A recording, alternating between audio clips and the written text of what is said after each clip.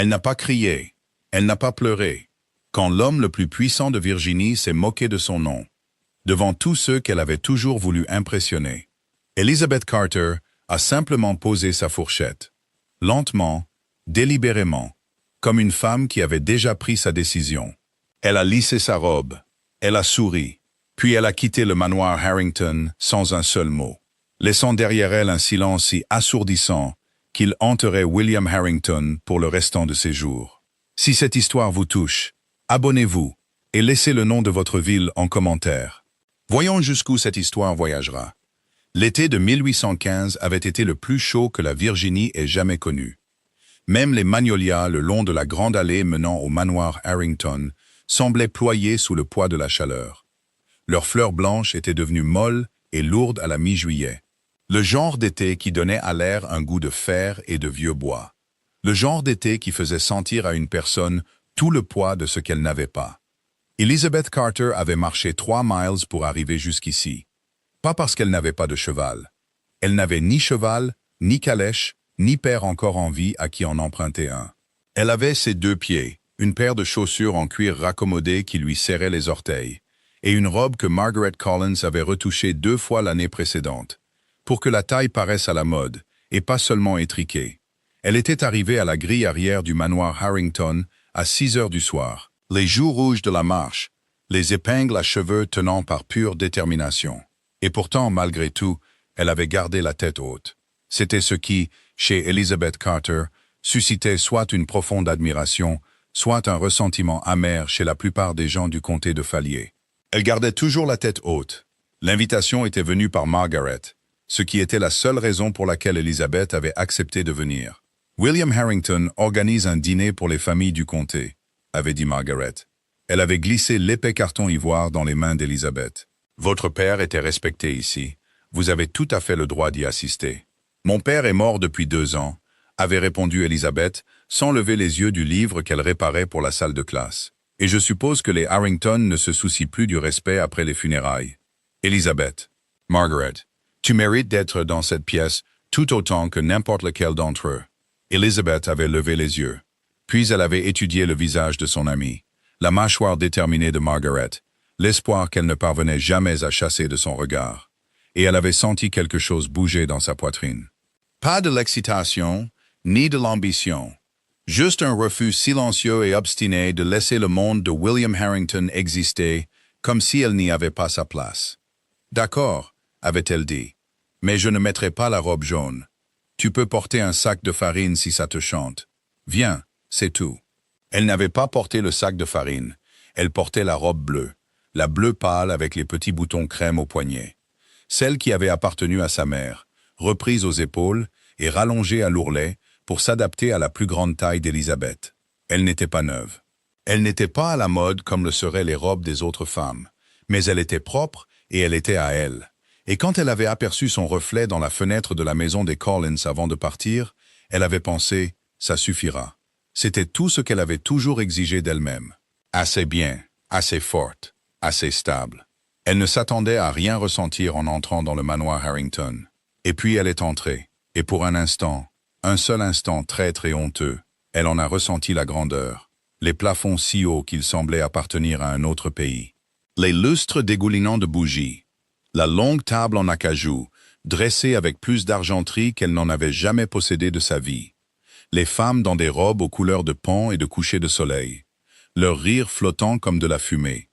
Elle l'a senti dans son estomac, le fossé, la distance. Elle l'a refoulé et a pris sa place. On l'avait placée près du bout de la table, assez près du centre, pour ne pas que ce soit une insulte évidente, assez loin de William Harrington pour qu'elle doive se pencher pour l'apercevoir. Il était exactement comme elle l'avait imaginé. Large d'épaules et beau, comme le sont les hommes qui ne se sont jamais souciés d'argent. Bien nourri, bien reposé, sans hâte. Il avait les cheveux noirs légèrement grisonnants aux tempes, le genre de mâchoire qui suggérait qu'on ne lui avait jamais dit non, et un rire qui remplissait la pièce sans s'excuser. Il riait en ce moment même de quelque chose que Thomas Whitmore, son plus vieil ami, son miroir le plus fiable, avait dit. Whitmore était plus mince et plus vif que Harrington, avec une bouche qui bougeait trop vite et des yeux qui bougeaient encore plus vite. Elizabeth l'avait rencontré 2 fois auparavant, brièvement à chaque fois. Et à chaque fois, elle était repartie avec le sentiment d'avoir été évaluée pour sa valeur marchande et jugée insuffisante. Elle tourna son attention vers la femme à sa gauche, la vieille Madame Henley, veuve de l'instituteur le plus aimé du comté. Elle sentait la lavande et pressa sa main ridée sur celle d'Elizabeth dès qu'elle s'assit. « Ma chère, » dit chaleureusement Madame Henley, « j'ai entendu dire que vous avez appris à lire aux enfants Whitfield. Leur grand-mère m'a dit qu'elle en avait pleuré. Le saviez-vous? » « Les enfants se portent bien, » dit Elizabeth, et elle le pensait. « Samuel lit déjà mieux que la plupart des garçons de 2 fois son âge. Vous avez un don. »« J'ai de la patience, » répondit Elizabeth. « Et une salle de classe avec un toit qui fuit, mais on se débrouille. » Madame Henley rit. Elizabeth sourit. Pendant quelques minutes, assise dans cette immense salle à manger avec ses lustres impossibles et ses fourchettes en argent, elle oublia qu'elle n'était pas à sa place. C'est Whitmore qui a commencé. Ou plutôt, c'est Whitmore qui a tendu l'allumette à William Harrington. C'est Harrington qui l'a allumée sans regarder où elle tomberait. « Harrington, dit Whitmore assez fort pour être entendu de l'autre bout de la table. J'ai entendu dire que vous envisagiez d'agrandir le pâturage Est. Quelque chose à propos de nouveaux reproducteurs. La famille Devo a proposé un partenariat, répondit Harrington en faisant tourner son vin. De belles lignées, une bonne fortune. Exactement le genre d'alliance qui profite à tout le monde. Alliance, répéta Whitmore avec un léger sourire. C'est comme ça qu'on appelle ça? Je pensais que la fille Devo était l'attraction principale. De légers rires parcoururent le bout le plus proche de la table. Catherine Devo est une femme de qualité, dit Harrington, sans vraiment être d'accord ni en désaccord. Éduquée, avec de bonnes relations. La plantation de sa famille s'étend sur 300 acres. Et comparé à cela, dit Whitmore, en faisant un vague geste le long de la table. Certains de nos autres invités ce soir doivent se sentir plutôt surclassés. Il ne regarda pas Elizabeth. Il n'en avait pas besoin. Plusieurs pères Dieu le firent pour lui. Elizabeth garda son regard sur son assiette. Elle prit sa fourchette. Elle porta un petit morceau de pomme de terre à sa bouche. Elle mâcha. Elle avala. Elle attrapa son verre d'eau. « Reste calme, se dit-elle. Reste calme. Je dirai ceci. » Dit alors William Harrington, et sa voix était celle, confortable et négligente, d'un homme qui ne s'est jamais arrêté pour considérer le poids de ses propres mots. Mademoiselle Elizabeth Carter a les manières d'une dame. Un temps de silence, mais malheureusement pas la fortune d'une dame.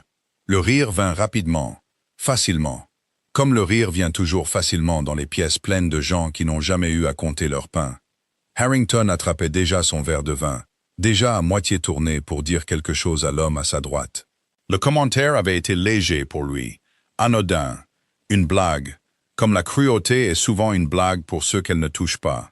Une belle décoration peut-être, ajouta Whitmore doucement, agréablement. Mais on n'épouse pas une décoration. Plus de rire. Elizabeth entendit chaque mot.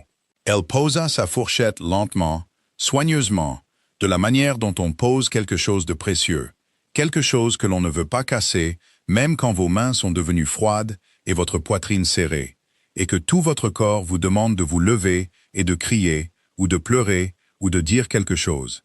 N'importe quoi qui donnerait un sens à ce moment. Elle posa sa fourchette. Elle prit la serviette en lin sur ses genoux et la plia soigneusement, coin contre coin. Elle la plaça à côté de son assiette. Elle se tourna vers Madame Henley, qui était devenue très immobile à côté d'elle. Ses vieux yeux étaient pleins de quelque chose qui ressemblait à de la fureur, tenue en laisse très courte. « Veuillez remercier la duchesse pour son hospitalité », dit Elizabeth calmement et clairement, et avec un sourire si composé qu'il aurait pu être sculpté dans le même marbre que le manteau de la cheminée derrière elle. « Je crois que ma soirée est terminée, Elizabeth », commença Madame Henley. « Je vais très bien, » dit Elizabeth, et sa voix, que Dieu lui vienne en aide, sa voix était stable. « Je trouve simplement que j'ai assez soupé. » Elle repoussa sa chaise. Elle se leva. Elle lissa le devant de sa robe bleue avec ses 2 mains. Personne ne l'arrêta. William Harrington ne leva pas les yeux. Elle traversa toute la longueur de cette salle à manger, avec la tête exactement là où elle la gardait toujours, haute. Et elle ne se pressa pas, et elle ne trébucha pas, et elle ne laissa rien paraître sur son visage jusqu'à ce qu'elle ait franchi la porte d'entrée, et que l'air de la nuit la frappe comme une main pressée à plat contre son sternum. Alors elle s'arrêta. Elle se tint en haut des marches de pierre et regarda la longue allée sombre, bordée de magnolias. Et elle inspira par le nez, expira par la bouche. « Ne pleure pas, se dit-elle. Pas ici, pas pour lui, pas pour aucun d'entre eux. » Elle descendit les marches. Elle se mit à marcher. Margaret la rattrapa au bout de l'allée, à bout de souffle. Ses gants de soirée déjà enlevés, son visage rouge d'un mélange d'embarras et de rage. « Élisabeth, Élisabeth, attends. Je marche, dit Élisabeth. Je vois ça. Veux-tu ralentir un instant? Non. Ce qu'il a dit était... Je sais ce qu'il a dit. C'était impardonnable, Élisabeth. Margaret. Élisabeth s'arrêta de marcher. Elle se tourna pour regarder son amie. Et elle pouvait sentir les bords d'elle-même, la partie qu'elle avait tenue si soigneusement en place pendant les 10 dernières minutes, commencer à trembler. Elle les refoula. Je sais ce qu'il a dit. J'ai entendu chaque mot. Et je ne vais pas rester ici dans son allée à pleurer à ce sujet, parce qu'il ne mérite pas mes larmes et que je n'en ai pas à gaspiller. Margaret la fixa. Je rentre chez moi, dit Élisabeth. Tu viens avec moi ou pas? Margaret l'accompagna. Elles marchèrent en silence pendant un long moment. La nuit d'été, chaude et proche, les enveloppait. Des lucioles clignotaient dans les hautes herbes le long de la route. Quelque part au loin, un chien aboya une fois et se tut. Finalement, Margaret dit, « Je suis tellement désolée de t'avoir fait venir. »« Tu ne m'as pas forcé, » dit Élisabeth. « J'ai choisi de venir. Quand même, arrête de t'excuser. Ça ne change rien. » Elle fit une pause. « Il ne me verra jamais comme autre chose qu'une curiosité, et c'est très bien. C'est sa limite, pas la mienne. » Margaret resta silencieuse un moment. « Alors c'est un imbécile. »« C'est un imbécile puissant, » dit Élisabeth, « ce qui est pire. » Elles atteignirent le cottage des Carter juste après 9 heures. Il était petit, 2 pièces, une mezzanine où Élisabeth dormait. Un jardin à l'arrière qu'elle entretenait elle-même, car elle ne pouvait pas se permettre d'aide.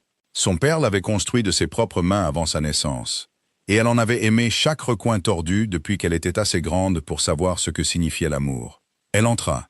Elle alluma la lampe sur la table de la cuisine. Elle s'assit dans le vieux fauteuil de son père, celui avec les accoudoirs usés et le grincement dans le pied arrière droit. Et elle croisa les mains sur ses genoux et regarda la flamme de la lampe. Elle ne pleura pas. Elle n'avait pas menti à Margaret à ce sujet. Elle n'allait pas pleurer pour William Harrington. Elle avait travaillé trop dur, enterré trop de choses et construit trop d'elle-même à partir de rien pour s'effondrer à cause des mots négligents d'un homme négligent à une table de dîner. Mais elle resta assise là longtemps. Et elle se laissa le ressentir. La piqûre, la petitesse qu'il avait essayé de lui faire sentir. La honte brûlante d'être assise dans une pièce pleine de gens qui riaient de la pauvreté de quelqu'un d'autre, comme si c'était un divertissement plutôt qu'une circonstance. Elle le sentit. Elle le laissa la traverser comme une tempête. Et puis elle prit une décision. Elle ne dormit pas cette nuit-là. Pas parce qu'elle pleurait, pas parce qu'elle était enragée, parce qu'elle réfléchissait, de la manière dont elle réfléchissait quand quelque chose d'important devait être décidé. Silencieusement, méthodiquement, retournant la chose sous tous les angles jusqu'à ce qu'elle puisse la voir clairement. À minuit, elle avait pris sa décision. À 2 heures du matin, elle avait emballé ce qu'elle pouvait dans la vieille malle de voyage de sa mère. Ses livres, son matériel d'enseignement, 3 robes, la petite boîte en bois qui contenait la Bible de son père et l'alliance de sa mère, et les $12 qu'elle avait économisés en 2 ans d'enseignement. À 4 heures du matin, elle avait écrit 2 lettres. Une à Margaret, une aux enfants à qui elle enseignait dans la salle de classe près du moulin. Elle n'en écrivit pas une à William Harrington. Elle n'avait rien à lui dire. Ou plutôt, elle avait tout à lui dire, et rien de tout cela ne valait le papier et l'encre. Elle scella les 2 lettres. Elle les laissa sur la table de la cuisine. Elle prit sa malle. Elle sortit de la seule maison qu'elle ait jamais connue. Le ciel était encore sombre. Les étoiles brillaient. Quelque part à l'est, à peine, le noir était devenu le plus léger des gris. La première suggestion de l'aube, pas encore tout à fait une promesse. Elle marcha vers la route. Elle ne se retourna pas. Margaret trouva la lettre à 7 heures du matin, quand elle vint prendre de ses nouvelles. Elle la lut, debout dans l'embrasure de la porte du cottage vide, une main pressée à plat contre le cadre de la porte pour se soutenir. La chaleur de l'été est déjà en train de monter autour d'elle. Élisabeth n'avait pas écrit grand-chose. Elle n'avait jamais été une femme qui avait besoin de beaucoup de mots. « Je ne fuis pas, disait la lettre. Je marche vers quelque chose de mieux. Ne sois pas triste pour moi, Margaret. Sois triste pour les gens qui n'ont jamais appris la différence entre la valeur d'une personne et sa fortune. Apprends à Samuel à finir de lire ce livre. J'écrirai quand je serai installé. Margaret resta là longtemps. Puis elle plia la lettre. Elle la mit dans sa poche et se rendit au manoir Harrington. William Harrington était en train de déjeuner quand elle arriva. Il n'était pas homme à recevoir des visiteurs à 8 heures du matin sans préavis. Et l'expression sur son visage, quand sa gouvernante fit entrer Margaret Collins dans la salle à manger, montra clairement qu'il trouvait cette intrusion particulière quelque part entre irritante et déconcertante. « Mademoiselle Collins », dit-il en posant sa tasse. « Elle est partie », dit Margaret. Il la regarda. « Je vous demande pardon. » Elizabeth Carter. La voix de Margaret était parfaitement égale. Elle avait passé le trajet à décider de ce qu'elle allait dire et ne pas dire, de ce qu'elle allait lui donner et ne pas lui donner. Elle est partie ce matin avant le lever du soleil. Elle a fait sa malle. Elle est sortie et elle est partie. Harrington resta silencieux un moment. Puis il dit, sur le ton d'un homme qui n'a jamais sérieusement envisagé que quelqu'un puisse refuser l'attraction gravitationnelle de son monde. Partie où? Je ne sais pas. Eh bien, quand revient-elle? Margaret le regarda. Le regarda juste assez longtemps pour que le silence devienne une sorte de réponse. Mademoiselle Collins, elle vous a entendu, dit Margaret, calme, précise, comme une épingle enfoncée dans quelque chose de mou. Hier soir à table, elle a entendu chaque mot que vous avez dit sur elle. William Harrington ouvrit la bouche. Puis il la referma. Elle n'a pas fait de scène, continua Margaret. Elle n'a pas pleuré. Elle ne vous a pas dit un mot. Elle a juste posé sa fourchette, remercié votre gouvernante et est partie. Et à 4 heures ce matin, elle avait emballé tout ce qu'elle possédait et avait quitté la seule maison qu'elle ait jamais eue. La pièce était très silencieuse. Dehors, un oiseau moqueur chantait dans le magnolia. Quelque part dans la maison, quelqu'un déplaçait de la vaisselle. Le monde suivait son cours avec une indifférence totale. « Je ne suis pas ici pour vous demander de vous sentir coupable, » dit Margaret. « Je suis ici parce qu'elle mérite que quelqu'un dise à voix haute ce que vous avez fait. Même si ça ne change rien. Même si vous vous en fichez. » Elle se tourna pour partir. Mademoiselle Collins. Elle s'arrêta. Elle ne se retourna pas. Ce que vous avez dit. Il s'arrêta. Reprit. Je n'étais pas. Je n'avais pas l'intention. Les intentions, dit Margaret, n'ont pas grand-chose à dire à une femme qui marche seule, sur une route sombre, avant le lever du soleil. Elle partit. Todd William Harrington resta assis à sa table de petit déjeuner, très longtemps après son départ. Son café refroidit. Il ne le remarqua pas. Il pensait à une femme dans une robe bleu pâle qui avait traversé la longueur de sa salle à manger la tête haute.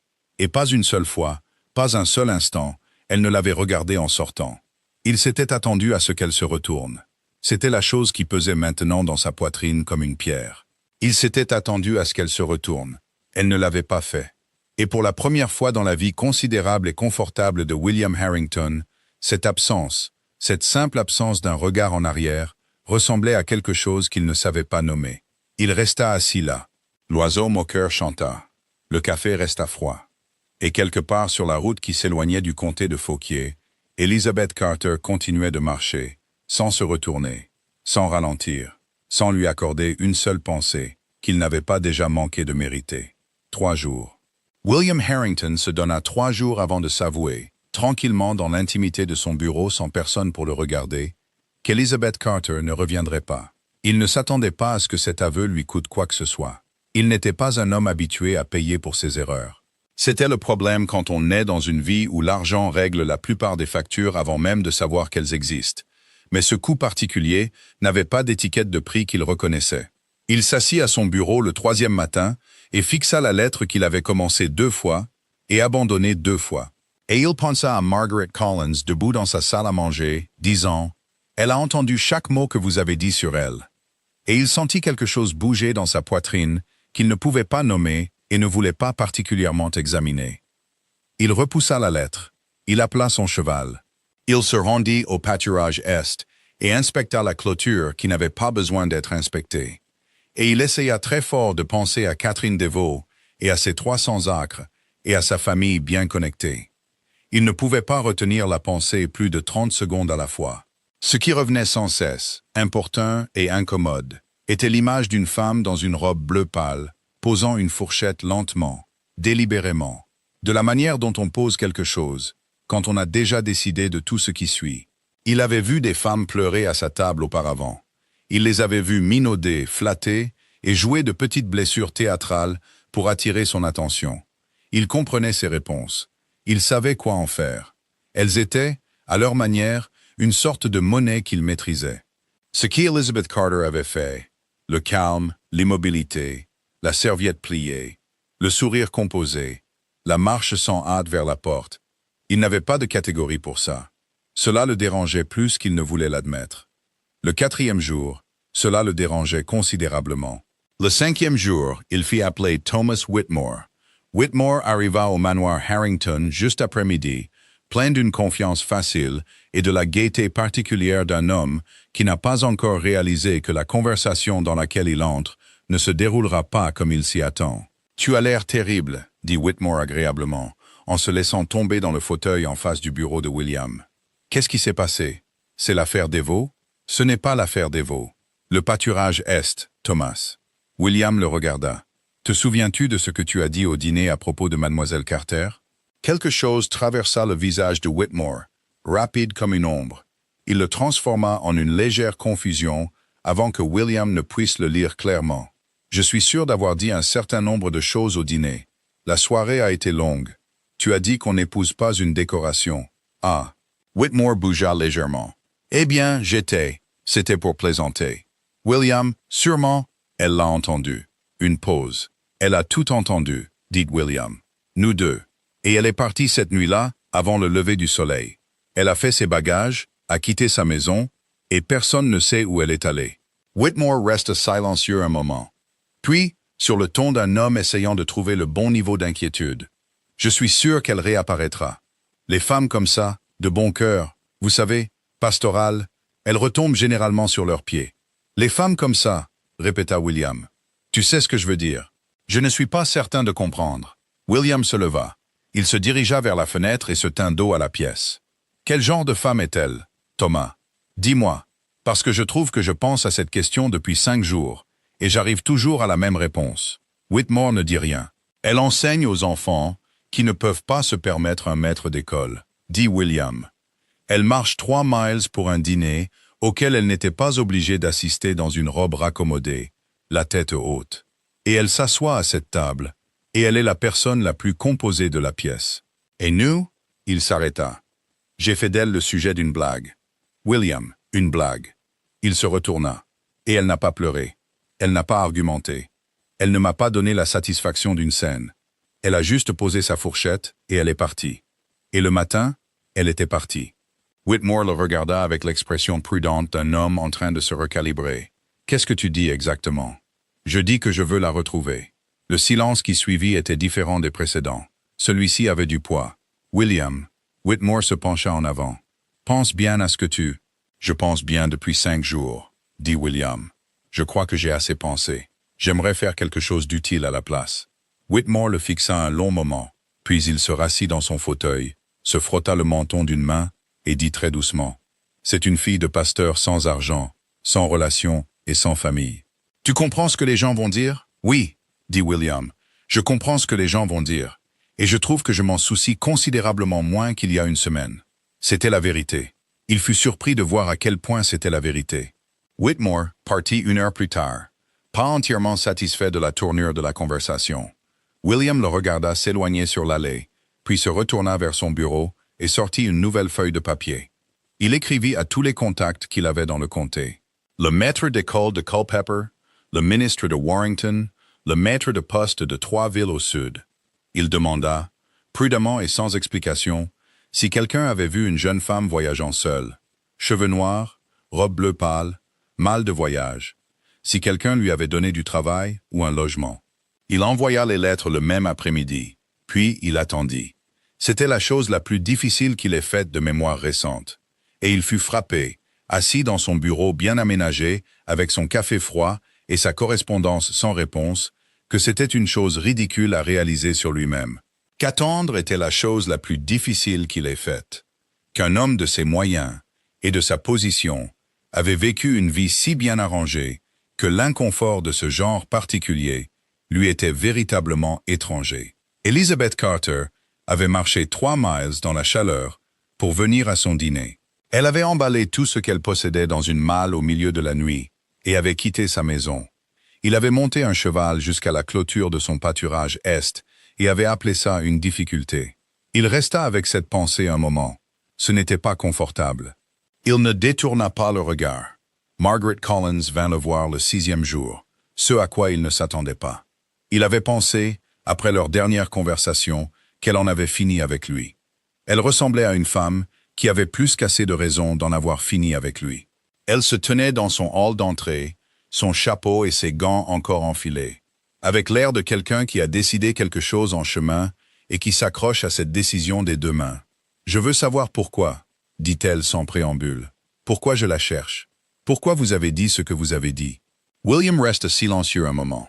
Il envisagea les réponses habituelles, les réponses sociales, celles qui détournent l'attention, celles qui lui permettraient de sortir de là en ayant l'air simplement irréfléchi, plutôt que véritablement méchant. Il les envisagea et les mit de côté. « Parce que je n'ai pas réfléchi, dit-il. Parce que j'étais à ma propre table, dans ma propre maison, avec des gens qui ont toujours ri de ce que je trouve amusant. Et j'ai dit quelque chose sans m'arrêter pour considérer qui pourrait l'entendre ou comment cela pourrait être reçu. Parce que j'ai été négligent, de la manière dont les hommes qui n'ont jamais été du côté de la négligence ont tendance à l'être. » Margaret le regarda un long moment. « C'est une réponse plus honnête que ce à quoi je m'attendais, dit-elle. »« J'essaie d'être honnête, dit-il. Je trouve cela plus difficile que prévu. » Elle l'étudia, pas chaleureusement. Il n'y avait rien de chaleureux dans son évaluation, mais avec une sorte d'attention prudente qui lui rappela inconfortablement la façon dont un instituteur regarde un élève qui vient de dire quelque chose qui pourrait indiquer une réelle compréhension. « Elle ne voudra pas vous voir, dit Margaret, si vous la trouvez. Je sais. Elle ne vous pardonnera pas parce que vous le demandez. Elle ne sera pas émue par votre titre, votre argent, ou le fait que vous vous soyez donné du mal. Je le sais aussi. Alors pourquoi la cherchez-vous? » Il y réfléchit. Il y réfléchit attentivement, comme il avait appris à le faire au cours des 6 derniers jours, sans chercher la réponse facile, sans transformer la question en quelque chose de plus confortable, parce qu'elle méritait mieux que ce qui s'est passé dans cette pièce, dit-il finalement. Et parce que j'en étais la cause. Et parce que même si elle ne me parle plus jamais, j'aimerais qu'elle sache que je suis conscient de ce que j'ai fait. Et il s'arrêta. Je ne suis pas le même homme qui a dit ces mots. Ou j'essaye très fort de ne pas l'être. Margaret resta silencieuse un moment. Puis elle dit, elle est partie vers le sud. Il la regarda. J'ai reçu une lettre ce matin du maître de poste de Fredericksburg. Elle est passée il y a 4 jours, en direction du sud. Elle avait assez d'argent pour prendre la diligence une partie du chemin. Margaret fouilla dans sa poche et lui tendit un morceau de papier plié. Elle ne sait pas que je vous donne ça. Il le prit. Il ne l'ouvrit pas. Si vous la poursuivez et que vous la blessez à nouveau, dit Margaret, je ne vous pardonnerai pas. Et je ne suis pas une femme qui dit des choses qu'elle ne pense pas. Je vous crois, dit William. Bien. Elle se tourna pour partir. Puis, à la porte. Elle a une tante à Carrollton, à 3 jours de cheval vers le sud. C'est là que je pense qu'elle est allée. Il appelait son cheval avant même qu'elle ne soit sortie de l'allée. Il prépara une seule sacoche de sel. Sun Valley faillit s'effondrer en essayant d'en ajouter une deuxième. William le laissa debout dans la cour avec 3 chemises supplémentaires et une expression de profonde détresse. Et il quitta le manoir Harrington avant midi. Il avait déjà fait des trajets difficiles à cheval. Des voyages d'affaires, des obligations sociales, l'urgence occasionnelle concernant le bétail ou la propriété. Il comprenait la vitesse quand elle était requise. Mais c'était la première fois qu'il chevauchait vers quelque chose qui ne lui appartenait pas et qui n'avait aucune obligation de le recevoir. C'était un sentiment nouveau. Il le retourna dans son esprit pendant qu'il chevauchait, l'examinant comme il avait examiné beaucoup de choses ces derniers temps. Sans broncher, sans l'enjoliver. Il s'arrêta la première nuit dans une petite auberge près de Fredericksburg, mangea un repas qu'il goûta à peine et resta éveillé dans un lit étroit, pensant à ce que Margaret avait dit. Elle ne voudra pas vous voir. Il le savait. Il savait qu'il ne chevauchait pas pendant 3 jours en s'attendant à un accueil chaleureux. Il chevauchait parce que rester dans son bureau, ressentir des choses sans agir, était devenu intolérable. Il y avait autre chose aussi. Quelque chose qu'il n'avait pas dit à Margaret parce qu'il commençait seulement à le comprendre lui-même. Il avait posé des questions toute la semaine sur Elizabeth Carter, sur ce qu'elle faisait, ce qu'elle était, qui elle était pour les gens qui la connaissaient, et chaque réponse avait été la même. Qu'elle vienne de la vieille Madame Henley, du maître d'école, ou de la femme qui tenait le magasin général près du moulin, c'était celle qui restait. Quand son père est tombé malade et que l'argent a manqué, elle est restée. Quand les autres familles aisées ont déménagé dans de plus grandes villes, avec de meilleures perspectives, elle est restée. Quand la salle de classe a eu besoin d'un toit réparé et que le comté n'a rien offert, elle a organisé les parents de ses élèves et ils l'ont réparé eux-mêmes en un week-end. Et Elizabeth Carter était sur le toit, aux côtés des hommes, à planter des clous. Elle était sur le toit. Il n'avait pas pu s'arrêter de penser à ça. Louis, William Harrington, duc de la vallée d'Ashford, qui n'avait jamais fait une seule chose utile de ses mains de sa vie, s'était assis à la tête de sa magnifique table et avait traité une femme qui réparait le toit de sa propre salle de classe de ses propres mains de décoration. La connaissance de soi n'était pas agréable, mais il ne détourna pas le regard. Il atteignit les abords de Carrollton l'après-midi du deuxième jour, poussiéreux et fatigué, et considérablement moins magnifique qu'il n'en avait l'habitude. Il demanda son chemin à la première maison. Une petite ferme, une femme étendant du linge dans la cour. Elle regarda son cheval, son manteau, puis son visage avec l'évaluation non sentimentale de quelqu'un qui a vu passer toutes sortes de gens et n'est pas impressionné par la plupart d'entre eux. « Je cherche une famille nommée Whitfield, dit-il, ou une femme qui pourrait séjourner chez eux, Elizabeth Carter, venue du comté de Fauquier. » La femme arrêta d'étendre son linge. Elle se tourna complètement pour le regarder. « Quelle est votre affaire avec elle? »« C'est entre elle et moi, madame. »« Non, dit la femme agréablement. C'est entre elle, vous et moi, puisque c'est moi qui vous dis de continuer, ou de faire demi-tour. » Il la regarda. Elle le regarda. Elle avait un visage comme du chêne vieilli, constamment bronzé, constamment calme. Le visage d'une femme qui avait fait faire demi-tour ou continuer des gens pendant des décennies et n'avait pas de sentiment particulier sur ce qu'elle faisait. « J'ai dit quelque chose qui l'a blessée, dit William. J'ai chevauché 2 jours pour lui dire que j'avais tort. » La femme l'étudia un autre moment. Puis elle montra la route. Un demi-mile, à gauche au chêne, maison jaune. Il hocha la tête. « Merci. Ne me faites pas le regretter, dit-elle, et retourna à son linge. La maison jaune était petite et bien entretenue, avec un potager d'un côté et un porche avec 2 chaises en bois et une vue sur un modeste pâturage. Elle ressemblait à une maison où les gens étaient aimés, même s'ils n'avaient pas grand-chose. Elle ressemblait, pensa-t-il, beaucoup au genre de maison qu'une femme comme Elizabeth Carter reconnaîtrait comme un foyer. Il descendit de cheval à la barrière. Il attacha son cheval. Il resta là un moment, regarda la maison et essaya de trouver la version de lui-même qui savait quoi faire dans ce genre de situation. Il ne la trouva pas. Il n'y avait pas de version de lui pour cette situation. Il n'avait jamais été dans cette situation. Il ouvrit la barrière. Il remonta le chemin. Il leva la main et frappa. Une femme d'environ 50 ans ouvrit la porte. Elle avait des yeux bienveillants, une mâchoire ferme et quelque chose dans les traits de son visage qui lui rappela immédiatement Elizabeth Carter. La même qualité d'une personne qui a décidé de beaucoup de choses et n'est pas facilement détournée de ses décisions. « Je cherche mademoiselle Elizabeth Carter, dit-il. « Je sais qui vous êtes, dit la femme.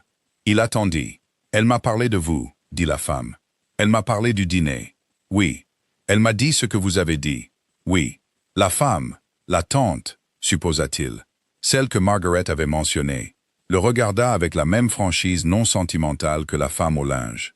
Il commençait à comprendre que c'était simplement la façon dont les femmes qui n'avaient pas le tampon de la richesse, de la position et d'une table de salle à manger entre elles et le monde avaient tendance à voir les choses. « Elle ne veut pas vous voir, dit la tante. Je sais. Alors pourquoi êtes-vous sur mon porche? Parce qu'elle mérite d'entendre que je suis désolé. Pas par lettre, pas par messager. De moi, en personne. Même si elle me renvoie, même si l'entendre ne lui fait rien, sauf confirmer que je suis capable de reconnaître mes propres torts. » Il fit une pause. « Je n'attends rien. Je ne suis pas ici en attendant quoi que ce soit. » La tante le regarda longuement, puis elle recula de la porte. « Vous pouvez attendre sur le porche, dit-elle. Je vais lui demander. » Elle ferma la porte. Il se retourna. Il s'assit dans l'une des chaises en bois, posa les coudes sur ses genoux et regarda ses mains propres, douces, sans marque. Et il pensa à Elizabeth Carter sur un toit de salle de classe avec un marteau. La porte s'ouvrit derrière lui 10 minutes plus tard. Il se leva, mais c'est la tante qui sortit, pas Elizabeth. Elle portait 2 verres d'eau. Elle lui en tendit un sans cérémonie et s'assit dans l'autre chaise. « Elle ne sortira pas ce soir », dit la tante. Sa poitrine se serra. Elle dit que si vous êtes encore là demain matin, elle vous verra pendant 10 minutes. Il regarda le verre dans sa main. Il regarda la barrière, la route, le cheval attaché patiemment à la clôture. « D'accord, dit-il. Il y a une auberge en ville, à un demi-mile à l'est. Oui, madame.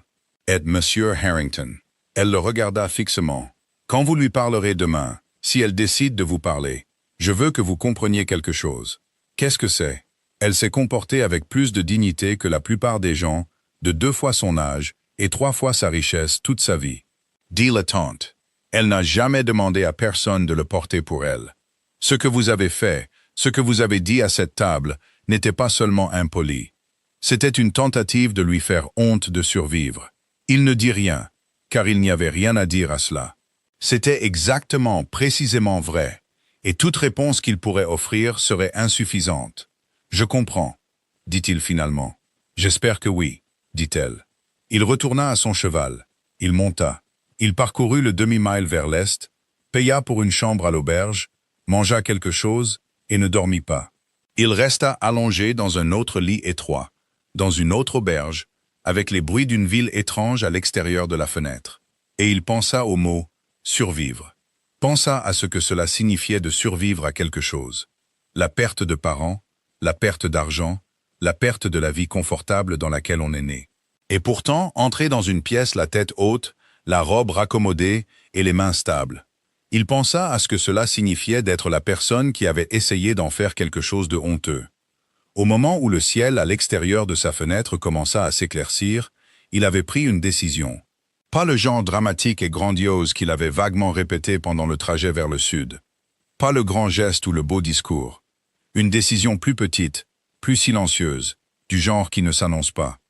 Il n'allait pas demander à Elizabeth Carter de revenir. Il n'allait pas présenter ses excuses comme quelque chose qui nécessitait une réponse. Il allait dire ce qui était vrai, et il allait le dire simplement, sans théâtre ni attente. Et puis il allait la laisser décider, entièrement librement, sans aucune pression de sa part, de ce qu'elle voulait en faire. C'était tout ce qu'il pouvait offrir. Il espérait que ce serait suffisant pour tenir debout. Il retourna à la maison jaune, alors que la matinée était encore fraîche. La rosée encore sur l'herbe, les oiseaux moqueurs déchaînés dans les arbres, comme il le faisait toujours à cette première heure fraîche, avant que la chaleur ne s'installe à nouveau. Il attacha de nouveau son cheval à la barrière. Il remonta de nouveau le chemin, et avant qu'il ne puisse frapper, la porte s'ouvrit. Elizabeth Carter se tenait dans l'embrasure de la porte. Elle ne portait pas la robe bleu pâle. Elle portait une simple robe sombre, quelque chose d'ordinaire, et sans fioriture. Et ses cheveux étaient lâchés, à l'exception d'une seule tresse, tirée en arrière d'un côté de son visage. Elle avait l'air plus jeune sans la formalité du dîner. Elle avait l'air, pensa-t-il, exactement d'elle-même. Quoi que cela signifie, il commençait seulement à le comprendre. Elle le regarda avec ses yeux sombres et stables, et elle ne détourna pas le regard, et elle ne sourit pas, et elle ne lui offrit absolument rien. « Vous avez 10 minutes, dit-elle. « Oui. » Il dit. « Vous pouvez aussi bien entrer, dit-elle. Je ne vais pas faire ça sur le porche où Madame Henshaw, en bas de la route, peut compter vos syllabes. » Elle recula. Il entra. La pièce de devant était petite et propre, et pleine des preuves d'une vie. Ses livres empilés sur la table, sa malle ouverte dans le coin, encore à moitié déballée. Une tasse de thé refroidissant sur le rebord de la fenêtre. Il ne regarda pas autour de lui. Il la regarda. Elle se tenait les bras croisés, pas sur la défensive, ou pas seulement sur la défensive, mais à la manière d'une femme qui a décidé de prendre sa propre place et de la tenir. « Eh bien, dit-elle. » Il dit, « Ce que j'ai dit à cette table était mal. C'était cruel, c'était irréfléchi, et c'était le genre de choses qu'un homme dit quand il a passé toute sa vie entouré de gens qui ne lui ont jamais dit quand il avait tort. Ce n'est pas une excuse, c'est un contexte, ce qui est différent. » Il s'arrêta. « Je suis désolé, mademoiselle Carter. Pas parce que j'ai besoin que vous me pardonniez, parce que vous étiez dans cette pièce et que vous méritiez mieux que ce qui s'est passé. Et j'en étais la cause, et je suis désolé. » La pièce était très silencieuse. Elizabeth le regarda longuement. assez longtemps pour qu'il le sente. Le poids de son attention, toute sa gravité. Elle ne jouait pas la considération. Elle considérait vraiment. C'est une meilleure excuse que ce à quoi je m'attendais, dit-elle finalement. J'ai eu 5 jours pour y travailler. Quelque chose bougea dans son expression. Pas tout à fait un sourire. Quelque chose d'adjacent. Le fantôme d'un sourire peut-être, ou le souvenir de ce que l'on ressentait en souriant avant d'avoir des raisons d'être prudent. Monsieur Harrington. Elle dit, « J'apprécie que vous ayez chevauché 2 jours pour dire cela. Mais, dit-il, parce qu'il y avait clairement un mais. Mais une excuse me dit de quoi vous étiez capable il y a 5 minutes. » Dit-elle, « Ça ne me dit pas de quoi vous serez capable la semaine prochaine, ou le mois prochain, ou quand vous serez de retour dans cette salle à manger avec Thomas Whitmore, riant de tout ce que vous direz. » Elle le regarda fixement. « J'ai grandi en voyant mon père pardonner à des gens qui revenaient et faisaient la même chose. Je l'aimais pour sa grâce. J'ai aussi vu ce que cette grâce lui a coûté. » William Harrington se tenait dans la pièce de devant d'une petite maison à Carrollton, en Virginie. Et il entendit la chose la plus vraie que quelqu'un lui ait dite depuis plus longtemps qu'il ne pouvait s'en souvenir. « Je comprends, » dit-il. « Je ne pense pas que vous compreniez, » dit-elle. « Pas encore. » Mais, elle fit une pause. Elle le regarda avec quelque chose qui n'était ni chaleur ni froideur, et qui était d'une certaine manière plus troublant que l'un ou l'autre. « Je ne pense pas que vous soyez incapable de le comprendre. » C'était tout. C'était en fait tout. Elle le raccompagna à la porte. Il descendit les marches du porche. Il détacha son cheval. Il resta un moment la main sur la selle, sans se retourner.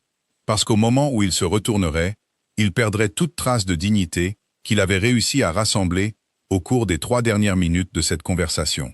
Il monta. Il partit. Et derrière lui, dans l'embrasure de la porte de la maison jaune, Elizabeth Carter le regarda partir. Pas avec triomphe, pas avec satisfaction, avec la même attention stable et indéchiffrable qu'elle lui avait accordée à l'intérieur. Le regard d'une femme qui a prêté une attention très particulière à ce qu'une personne fait. Parce qu'elle sait maintenant que ce qu'une personne fait est la seule chose honnête à son sujet. Elle retourna à l'intérieur. Elle prit sa tasse de thé froid. Elle s'assit. Sa tante apparut dans l'embrasure de la porte de la cuisine, les mains enfarinées de biscuits, la regardant avec des yeux attentifs. « Alors, » dit la tante. Elisabeth enroula ses 2 mains autour de sa tasse et fixa le vide un moment. « Je ne sais pas, » dit-elle doucement. « Honnêtement, je ne sais pas. »« C'est différent de non, » dit sa tante. Elisabeth leva les yeux vers elle. « N'y vois pas trop de choses. »« Je ne lis rien, » dit sa tante sereinement, et elle disparut dans la cuisine. « Je fais des biscuits. » Elisabeth resta assise là avec son thé froid et le son de l'industrie tranquille de sa tante. Et la matinée d'été entrant par la fenêtre, chaude et sans hâte, et elle pensa à un homme qui avait chevauché 2 jours pour dire quelque chose que la plupart des hommes de sa condition ne disaient jamais. Elle pensa à son apparence, debout dans l'embrasure de sa porte. Pas dans sa salle à manger, pas à la tête de sa magnifique table. Juste un homme, incertain, essayant. Elle serra les lèvres. « Ne fais pas ça, » se dit-elle. « N'en fais pas plus que ce que c'est. » Elle prit son livre. Elle lut 3 phrases. Elle le reposa. Dehors, un oiseau moqueur se mit à chanter dans le chêne. Brilliant, insistent, enchaînant une 12aine de chansons volées. Et Elizabeth Carter s'assit dans la maison jaune et se permit de se demander, juste un instant, un petit instant prudent, ce qu'un homme prêt à chevaucher 2 jours pour dire pardon pourrait être capable de faire du reste de sa vie. Juste un instant. Puis elle reprit le livre, et cette fois, elle lut. Il retourna au manoir Harrington en 3 jours. Il avait passé le voyage de retour, à se dire que c'était suffisant, qu'il avait fait ce qu'un homme intègre fait. Il était allé, il avait parlé, il n'en avait pas fait une affaire personnelle. Il lui avait présenté ses excuses sans exiger l'absolution. C'était la bonne chose à faire. C'était l'affaire moment où il franchit de nouveau les portes de son propre domaine, il s'était presque convaincu. Puis Thomas Whitmore l'attendait dans le hall d'entrée. Et l'expression sur le visage de Whitmore dit immédiatement à William que le monde ne s'était pas arrêté pendant son absence pour attendre poliment son retour. « Tu y es vraiment allé, » dit Whitmore. « Pas une question, une évaluation. »« Oui, et rien.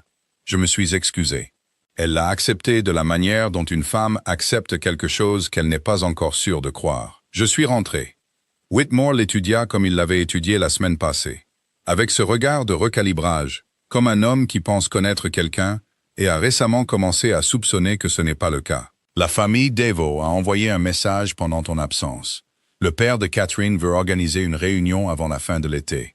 William tendit son manteau de cheval à son valet et se dirigea vers son bureau. Réponds-lui et dis-lui que j'ai besoin de plus de temps. Plus de temps, répéta Whitmore en le suivant. William, plus de temps pour quoi exactement? William s'assit à son bureau. Il regarda la correspondance empilée, les lettres des familles les plus importantes du comté, la machinerie organisée et gérable de sa vie. Tout semblait exactement comme il l'avait laissé. Tout semblait soudain comme des meubles dans une pièce où il n'avait plus sa place.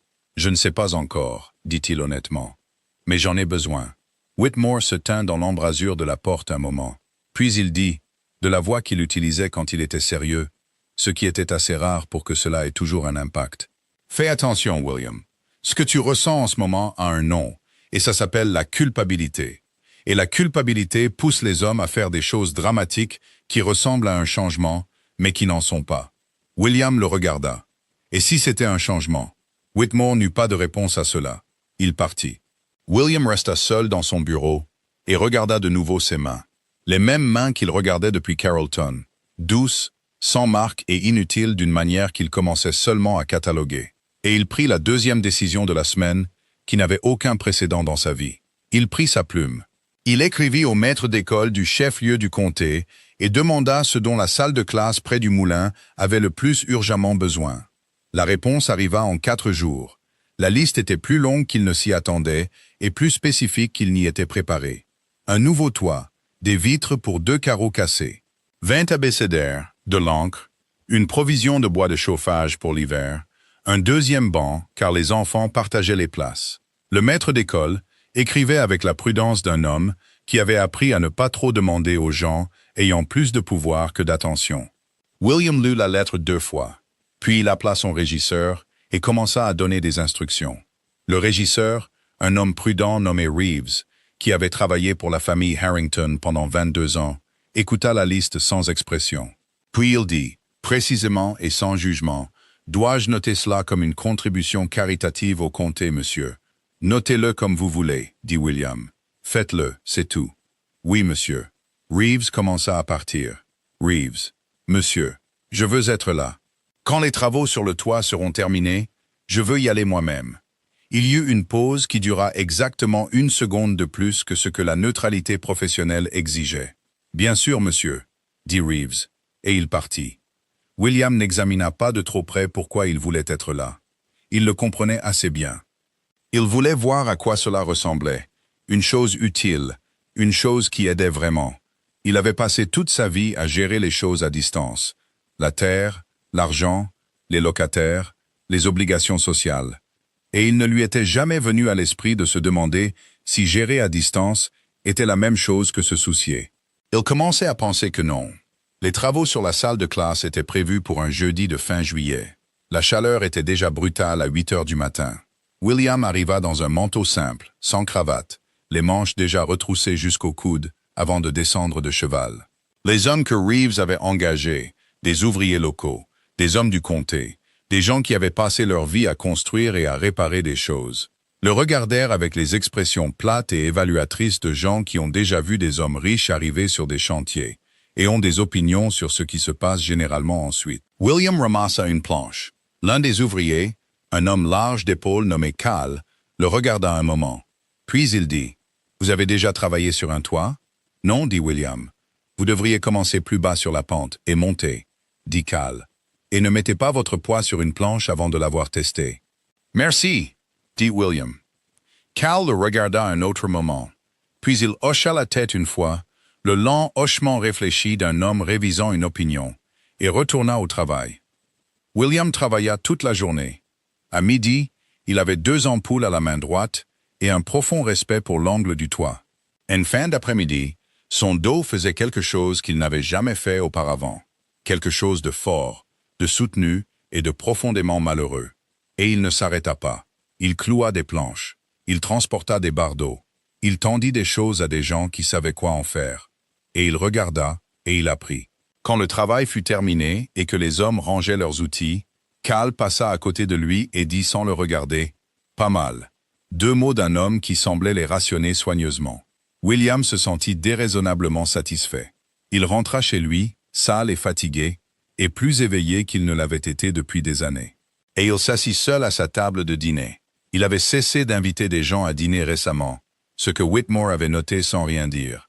Et il pensa à ce qu'Elizabeth Carter lui avait dit à Carrollton. « Une excuse me dit, de quoi vous étiez capable il y a 5 minutes. Ça ne me dit pas de quoi vous serez capable la semaine prochaine ou le mois prochain. » La semaine suivante, il était de nouveau à la salle de classe. Pas pour le toit, mais pour l'assemblage des bancs et les vitres. Cal était de nouveau là, et cette fois, il salua William avec une certaine aisance. La façon dont on salue quelqu'un que l'on a décidé être probablement quelqu'un de bien. Les enfants arrivèrent à la salle de classe le lundi suivant pour trouver de nouveaux bancs, de nouveaux abécédaires, de nouvelles vitres qui laissaient entrer la lumière du matin sans le courant d'air. Le maître d'école écrivit à William une lettre qu'il put à peine finir de lire sans que sa mâchoire ne se serre avec quelque chose qu'il n'avait pas l'habitude de ressentir. C'était la lettre d'un homme qui ne s'attendait pas à de l'aide, qui l'avait reçue, qui était ému et qui essayait d'être professionnel à ce sujet. William plia la lettre et la mit dans le tiroir de son bureau. Il commença un deuxième projet la semaine suivante. C'est ainsi que l'été se passa. En projets et en petites choses utiles. Dans l'éducation progressive et parfois douloureuse d'un homme qui avait passé 40 ans à être servi et qui commençait seulement à comprendre la différence entre recevoir des soins et en donner. Il n'écrivit pas à Elizabeth. Il avait décidé quelque part sur la route du retour de Carrollton que lui écrire serait l'utiliser comme un miroir pour ses propres progrès. « Regarde ce que j'ai fait. Vois comme j'ai changé. » Ce n'était pas pour elle, c'était pour lui. Et le changement qu'il tentait, s'il était réel, s'il tenait, devait être pour lui-même, pas pour un public d'une seule personne. Il pensait à elle. Il aurait menti en disant que non. Il pensait à elle le matin, en regardant la correspondance des familles du comté qui avaient besoin de choses, de vraies choses, de choses pratiques, et en se demandant pourquoi il n'y avait jamais prêté attention auparavant. Il pensait à elle quand il passait le plateau de la quête à l'église et remarquait pour la première fois à quel point la congrégation s'était amincie. Combien des familles plus anciennes avaient, tranquillement, sans annonce, quitté des terres qu'elles ne pouvaient plus se permettre de garder. Il pensait à elle quand Reeves lui montrait les comptes et qu'il voyait, écrit dans le langage simple des chiffres, exactement combien de richesses se trouvaient entre les mains des Harrington, tandis que des enfants à 2 comtés de là partageaient des abécédaires. Il pensait à ce qu'elle avait dit de son père. J'ai vu ce que cette grâce lui a coûté. Et il le comprenait différemment maintenant qu'à Carrollton. Pas la grâce de pardonner aux hommes qui revenaient et faisaient la même chose. La grâce de continuer à croire en la capacité des gens à s'améliorer, tout en sachant ce que cela vous avait coûté quand ils n'y parvenaient pas. Ce n'était pas de la douceur. C'était la chose la plus difficile qu'il pouvait imaginer. En août, Margaret Collins vint le revoir. Cette fois, elle n'attendit pas dans le hall d'entrée. On la fit entrer dans le salon, ce qui était un progrès, ce qu'il soupçonnait qu'elle avait remarqué. Elle s'assit, les mains sur les genoux, le dos droit, avec l'air d'une femme qui a quelque chose à dire et qui décide de la quantité à en dire. « Elle revient », dit Margaret. Il devint très immobile. « Pas dans le comté de Fauquier, pas encore, mais elle correspond avec le maître d'école, ici à propos des abécédaires que vous avez envoyés. En fait, il a mentionné votre nom. » Elle a répondu et a posé des questions à ce sujet. Margaret fit une pause. « Je pensais que vous devriez le savoir. »« Qu'a-t-elle dit » demanda-t-il. Quand elle a posé des questions à ce sujet, elle a demandé si c'était vrai. Que lui a-t-il dit? La vérité, que vous êtes venu vous-même, que vous avez travaillé avec les hommes. Margaret le regarda. Elle n'a pas répondu à cette lettre pendant 4 jours. Quand elle l'a fait, elle a juste dit qu'elle était contente que les enfants aient des livres. William regarda ses mains. C'est tout ce qu'elle lui a dit, dit Margaret. Ce qu'elle m'a dit était quelque peu différent. Il attendit. Margaret semblait décider quelque chose. Puis elle dit, « Je ne sais pas quoi faire de ça. » Il expira lentement. « Elle sera de retour en septembre, » dit Margaret. « La santé de sa tante est meilleure, et elle a des obligations ici. Les enfants, la salle de classe. Elle ne peut pas rester loin pour toujours. » Elle se leva. « Je ne vous dis pas de faire quoi que ce soit avec cette information, Monsieur Harrington. Je vous le dis parce qu'elle est ma meilleure amie et que je la connais. Et je sais que ce que vous avez fait ici l'a touchée d'une manière qu'elle n'a pas encore comprise. Et je ne veux pas que vous arrêtiez. Il leva les yeux vers elle. Pas pour elle, dit Margaret doucement et précisément. Pour vous. Parce que je pense que vous devenez quelqu'un qui vaut la peine d'être connu. Et ça vaut la peine de finir, peu importe comment tout le reste se termine. Elle partit avant qu'il ne puisse trouver une réponse à cela. Il resta assis seul dans le salon pendant un long moment après. Dehors, l'après-midi d'été faisait ce que les après-midi d'été de Virginie faisaient. Se préparant à l'orage, l'air devenant cuivré et lourd. La lumière prenant cette qualité particulière et chargée qu'elle avait avant une tempête. Je ne sais pas quoi faire de ça. Il savait ce qu'elle ressentait. Il ne savait pas non plus quoi faire de tout cela. Il ne savait pas quoi faire du fait que la chose la plus honnête qu'il ait faite en 40 ans était de se présenter à la porte d'une femme avec rien d'autre qu'une excuse sincère et la volonté d'être renvoyé. Il ne savait pas quoi faire de la sensation du travail. Maintenant, le vrai travail, celui qui laissait ses mains fatiguées, son dos endolori et sa poitrine plus légère qu'elle ne l'avait été depuis des années. Il ne savait pas quoi faire de la version de lui-même qui émergeait des 2 derniers mois. Inconnu, sans glamour et d'une certaine manière plus solide que tout ce qu'il avait ressenti auparavant. Le tonnerre éclata à 5 heures et brisa la chaleur. Et William s'assit dans le salon, le laissa rouler sur la maison et pensa à septembre. Elizabeth Carter revint le 2e samedi de septembre, tôt le matin, par la diligence du Sud. Elle ne s'annonça pas. Margaret la rejoignit à la route avec une charrette, et elles se rendirent ensemble au cottage des Carter, dont Madame Henley s'était occupée en l'absence d'Elizabeth, ce qui était sa propre petite gentillesse, dans un été plein de petites gentillesses qu'Elizabeth commençait seulement à additionner. Elle se tint dans l'embrasure de la porte du cottage et le regarda. Ses livres, là où elle les avait laissés, le fauteuil de son père, la lampe sur la table de la cuisine. Elle posa sa malle. Elle s'assit dans le fauteuil. Elle laissa échapper un souffle qu'elle avait l'impression de retenir depuis juillet. Margaret s'assit en face d'elle et ne dit rien pendant un moment, ce qui était l'une des choses qu'Elizabeth aimait le plus chez elle. Finalement, Elizabeth dit « Raconte-moi ce que j'ai manqué ». Margaret lui raconta. Elle lui parla du toit de la salle de classe, des abécédaires et du banc. Elle lui parla de William Harrington se présentant un jeudi matin dans un manteau simple, les manches déjà retroussées. Elle lui parla de Cal, l'ouvrier, de la lettre du maître d'école et des 2e et 3e projets qui avaient suivi. Elizabeth écouta sans interrompre, ce qui n'était pas toujours sa manière. Quand Margaret eut fini, Elizabeth resta silencieuse un moment. « Il ne m'a pas écrit, » dit Elizabeth. « Pendant qu'il faisait tout ça, il ne m'a pas écrit pour me le dire. »« Non, » dit Margaret. « Il ne l'a pas fait. » Elizabeth absorba cela. Elle y réfléchit. Elle comprit pourquoi, ou elle pensait comprendre. Et le pourquoi de la chose était la partie qui se trouvait maintenant dans sa poitrine.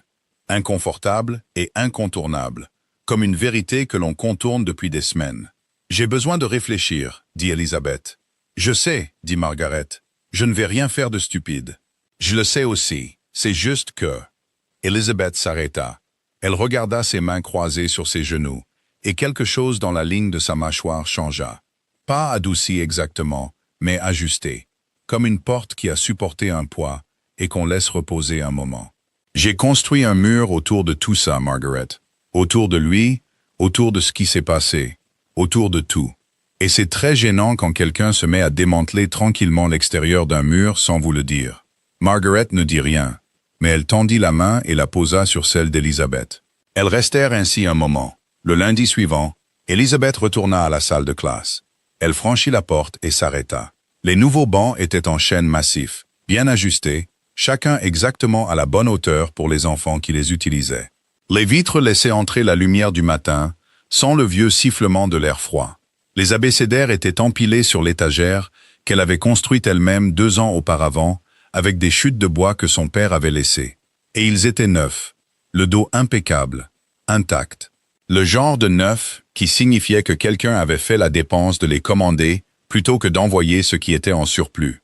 Elle resta là un moment. Elle passa une main le long du dossier du banc le plus proche.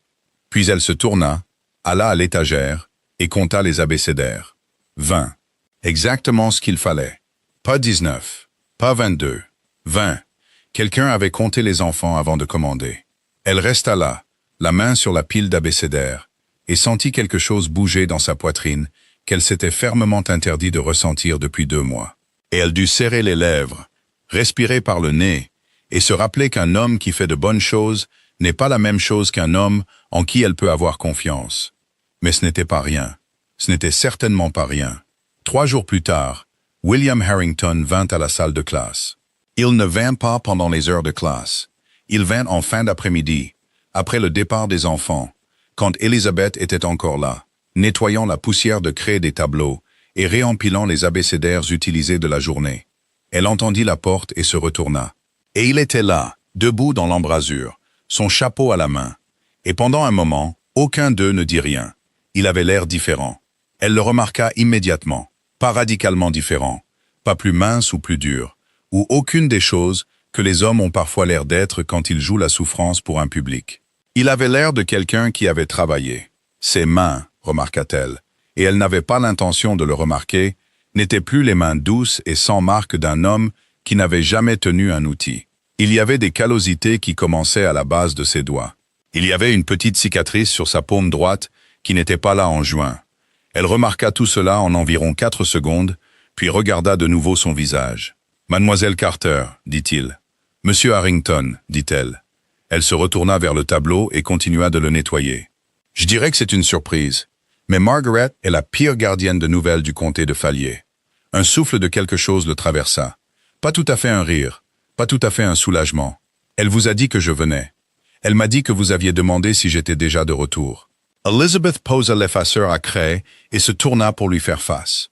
Ce qui revient au même. Elle le regarda fixement. « Vous ne m'avez pas écrit. »« Non, dit-il. Pendant que vous faisiez tout ça, vous ne m'avez pas écrit pour me le dire. »« Non. Pourquoi pas ?» Il croisa son regard et le soutint.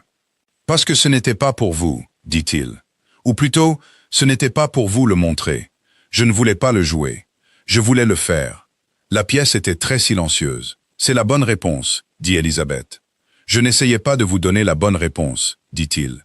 J'essayais de vous donner la vraie. Ce sont généralement les mêmes, dit-elle. D'après mon expérience. Il se tenait là, dans l'embrasure, son chapeau à la main, et elle se tenait près du tableau, de la craie sur les doigts, et aucun d'eux ne bougea un instant. Puis Elizabeth dit, « Les abécédaires. Vous avez compté les enfants d'abord. » Il hocha la tête. « Comment ? » J'ai demandé la liste d'inscription au maître d'école. Une pause. Et puis je suis passé à cheval un après-midi, et j'ai compté ceux que je pouvais voir dans la cour. Elle le fixa. « Vous êtes passé à cheval ? » Je ne me suis pas arrêté. Je ne voulais pas. Cela semblait présomptueux. Je voulais juste savoir combien d'abécédaires il fallait. Elizabeth le regarda longuement. Quelque chose se passait dans sa poitrine dont elle allait devoir avoir une conversation privée avec elle-même plus tard. Pour l'instant, elle gérait. « Monsieur Harrington, dit-elle. « William, dit-il. Puis, immédiatement, « Je m'excuse, c'était William, dit-elle fermement, et le regarda s'arrêter. « Pourquoi êtes-vous ici aujourd'hui? Spécifiquement, pas en général.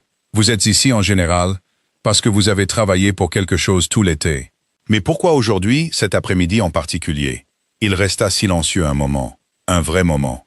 Pas la pose jouée d'un homme choisissant la meilleure version de sa réponse, mais la pose authentique d'un homme trouvant la réponse honnête. « Parce que je voulais voir si les bancs convenaient, » dit-il. Elle cligna des yeux. « J'y pense depuis 2 semaines, » dit-il. « Si la hauteur était bonne pour les plus petits enfants. Cal a dit que ça avait l'air bien, mais je n'étais pas certain. » Elizabeth regarda les bancs, puis elle le regarda de nouveau. « Ils conviennent, » dit-elle. « Ils sont parfaits. » Quelque chose se passa sur son visage alors. Petit, contenu. L'expression d'un homme qui ne sait pas comment recevoir même la plus petite bonne nouvelle sans une certaine préparation. Ce qui lui en dit plus sur lui en 1 seconde que tout ce qui s'était passé entre eux depuis juin. « Bien, » dit-il, puis doucement. « Bien. » Elle prit une décision. Elle la prit. Elle ne l'annonça pas. Elle ne se l'avoua même pas complètement. Pas en ces termes, mais elle l'a pris. « Asseyez-vous, » dit-elle en tirant une chaise de derrière son bureau. « Autant le faire. Vous êtes debout dans mon entrée depuis 10 minutes, et les enfants laissent une chaise parfaitement bonne vide l'après-midi. » Il regarda la chaise. Il la regarda. Il s'assit. Elle tira sa propre chaise de derrière le bureau et s'assit en face de lui, avec 1 mètre et beaucoup d'histoire entre eux. Et elle dit, « Racontez-moi ce sur quoi vous avez travaillé. Et il lui raconta. Tout. Le toit, le banc, la vitre, le deuxième projet après ça, la lettre du maître d'école qu'il avait mise dans le tiroir de son bureau. Il lui parla de Cal, et des 2 mots, et pourquoi ils avaient compté. Il lui parla de son passage à cheval, près de la cour de l'école, pour compter les enfants. Il lui parla du matin où il s'était assis à son bureau, regardant les comptes du comté, et avait commencé à comprendre, dans le langage concret des chiffres, ce que cela signifiait que tant de richesses soient entre si peu de mains. Il parla longtemps. Et ce qu'Elizabeth remarqua, ce qu'elle ne cessait de remarquer, la chose qu'elle ne pouvait ni rejeter, ni ignorer, ni ranger soigneusement dans la catégorie des choses que les hommes disent pour impressionner les femmes, c'est que rien de tout cela n'était centré sur elle. Rien de tout cela n'était « j'ai fait ça à cause de toi » ou « j'ai pensé à toi ». Il parlait du travail comme une personne parle de quelque chose qui l'a changé, au présent, comme si c'était en cours, parce que ça l'était. Quand il eut fini, la salle de classe s'assombrissait avec la lumière de fin d'après-midi. Et Elizabeth s'assit, les mains croisées sur ses genoux, la craie encore sur ses doigts. Et elle pensa au mur, et à ce que cela signifiait quand une personne n'essayait pas de les escalader ou d'exiger qu'ils tombent, mais restait simplement de l'autre côté, faisant quelque chose d'utile, assez longtemps, pour que le mur commence à sembler moins nécessaire qu'auparavant. « Les enfants ont besoin d'ardoises, dit-elle finalement. Le maître d'école a commandé du papier, mais c'est cher et il l'utilise vite. Les ardoises sont moins chères et elles durent. J'avais l'intention de trouver quelqu'un prêt à financer ça. » Il la regarda. « Je ne vous demande rien, dit-elle très clairement. Je fais la conversation à propos de la salle de classe. Vous pouvez faire ce que vous voulez de l'information. » Le coin de sa bouche bougea. « Bien sûr, dit-il. » Elle se leva. Il se leva. Il prit son chapeau là où il l'avait posé sur le bord de son bureau. « Mademoiselle Carter, dit-il. »« Elisabeth, dit-elle, et se surprit elle-même. Il la regarda. La surprise était là, visible, sans garde. Et ça aussi, cette absence de performance, était une chose à laquelle elle allait devoir rentrer chez elle et réfléchir seule. « Elisabeth, dit-il, prudent, comme un homme manipulant quelque chose qu'il ne veut pas casser. Me permettriez-vous de... C'est-à-dire, vous opposeriez-vous à... » Il s'arrêta. Il recommença. « J'aimerais revenir, pas pour réclamer votre temps ou votre... J'aimerais simplement continuer à parler, si c'est quelque chose que vous êtes prête à considérer. » Elle le regarda longuement. « Les enfants ont école le mardi et le jeudi matin, dit-elle. Je suis ici l'après-midi. Je reste généralement jusqu'à 5 heures. » Il absorba cela. « Je comprends. Ce n'est pas une invitation, dit-elle. C'est une information. Je connais la différence, dit-il. » Elle se dirigea vers la porte et la lui tint. Il passa. Il était à 2 pas sur le chemin avant qu'elle ne dise « Les ardoises. » 12 suffiraient pour commencer, mais elles doivent être épaisses. Les fines se fissurent avant novembre. Il se retourna. Elle se tenait dans l'embrasure de la porte de la salle de classe, la lumière tardive derrière elle, de la craie sur les mains, et les bras croisés de cette manière qui n'était pas entièrement défensive. Et elle le regardait avec ses yeux sombres et stables, qui ne lui avaient jamais, pas une seule fois depuis juin, donné quoi que ce soit qu'il n'ait pas mérité. « 12, répéta-t-il. « Épaisse. Bonsoir, monsieur Harrington, dit-elle. Il mit son chapeau. « Bonsoir, Elisabeth, dit-il, et il s'éloigna sur le chemin. Et cette fois, c'est Elizabeth Carter qui se tint dans l'embrasure de la porte et le regarda partir. Et ce qu'elle ressentit en le regardant, ce qui bougea dans sa poitrine, silencieux et indiscipliné et inconvénientement vivant, était quelque chose qu'elle n'était pas encore prête à nommer. Mais elle savait ce que ce n'était pas. Ce n'était pas rien. Ce n'était pas rien depuis un moment maintenant. Elle ferma la porte de la salle de classe et se tint dans le silence, dans la dernière lumière de l'après-midi. Et elle regarda les nouveaux bancs, les nouveaux abécédaires et les fenêtres qui ne laissaient plus entrer le froid. Elle pressa une main à plat contre le banc le plus proche. Il était solide, bien fait, construit pour durer par un homme qui avait compté les enfants d'abord. Elle resta là longtemps. Puis elle souffla la lampe et rentra chez elle. Les ardoises arrivèrent un mercredi. 12 d'entre elles, à bords épais, exactement comme spécifié, enveloppées dans du tissu et livrées à la porte de la salle de classe par un des hommes de Harrington avant l'arrivée des enfants. Pas de mots, pas de carte de visite, Pas d'annonce d'aucune sorte. Elizabeth en déballa une, la tint dans ses deux mains et la retourna. Épaisse, bien cuite, du genre qui durerait un hiver de Virginie sans se fissurer. Elle la posa sur le banc le plus proche, celui en chêne massif, celui contre lequel elle avait pressé sa main 9 jours auparavant. Et elle resta là un moment dans le silence du petit matin avant l'arrivée des enfants et se laissa sentir tout le poids compliqué de la chose. Puis elle entendit Samuel Whitfield arriver en courant à la porte, et tout retourna aux affaires du mardi matin. Elle ne mentionna pas les ardoises à William quand il vint cet après-midi de jeudi. Elle le laissa s'asseoir sur la chaise en face de son bureau, comme il le faisait depuis 3 semaines maintenant. Pas tous les après-midi, pas de manière intrusive. Juste les jeudis où il venait, ce qui était devenu une chose qui arrivait simplement, comme le temps qu'il fait, sans qu'aucun d'eux n'y ait formellement consenti. Il posa des questions sur les enfants. Elle lui parla de Samuel, qui lisait avec 3 ans d'avance sur son âge, et avait commencé à écrire de petites histoires qu'elle gardait dans un dossier sur son bureau, parce qu'elles étaient vraiment remarquables. Elle lui parla de Clara Henley, la petite nièce de Madame Henley, qui avait 7 ans, et pouvait additionner 3 colonnes de chiffres de tête, mais pleurait chaque fois qu'elle devait lire à voix haute, parce qu'on lui avait dit une fois, par quelqu'un de négligent, qu'elle lisait lentement, et maintenant elle le croyait. William écoutait comme il avait appris à écouter, sans interrompre, sans se recentrer sur lui-même, sans la demi-attention habituelle d'un homme habitué à être la personne la plus importante dans chaque pièce. Il posait des questions, de vraies questions, pas du remplissage de conversation. Il demanda ce qu'elle faisait quand un enfant était convaincu qu'il ne pouvait pas faire quelque chose. Il demanda comment elle décidait quoi enseigner en premier.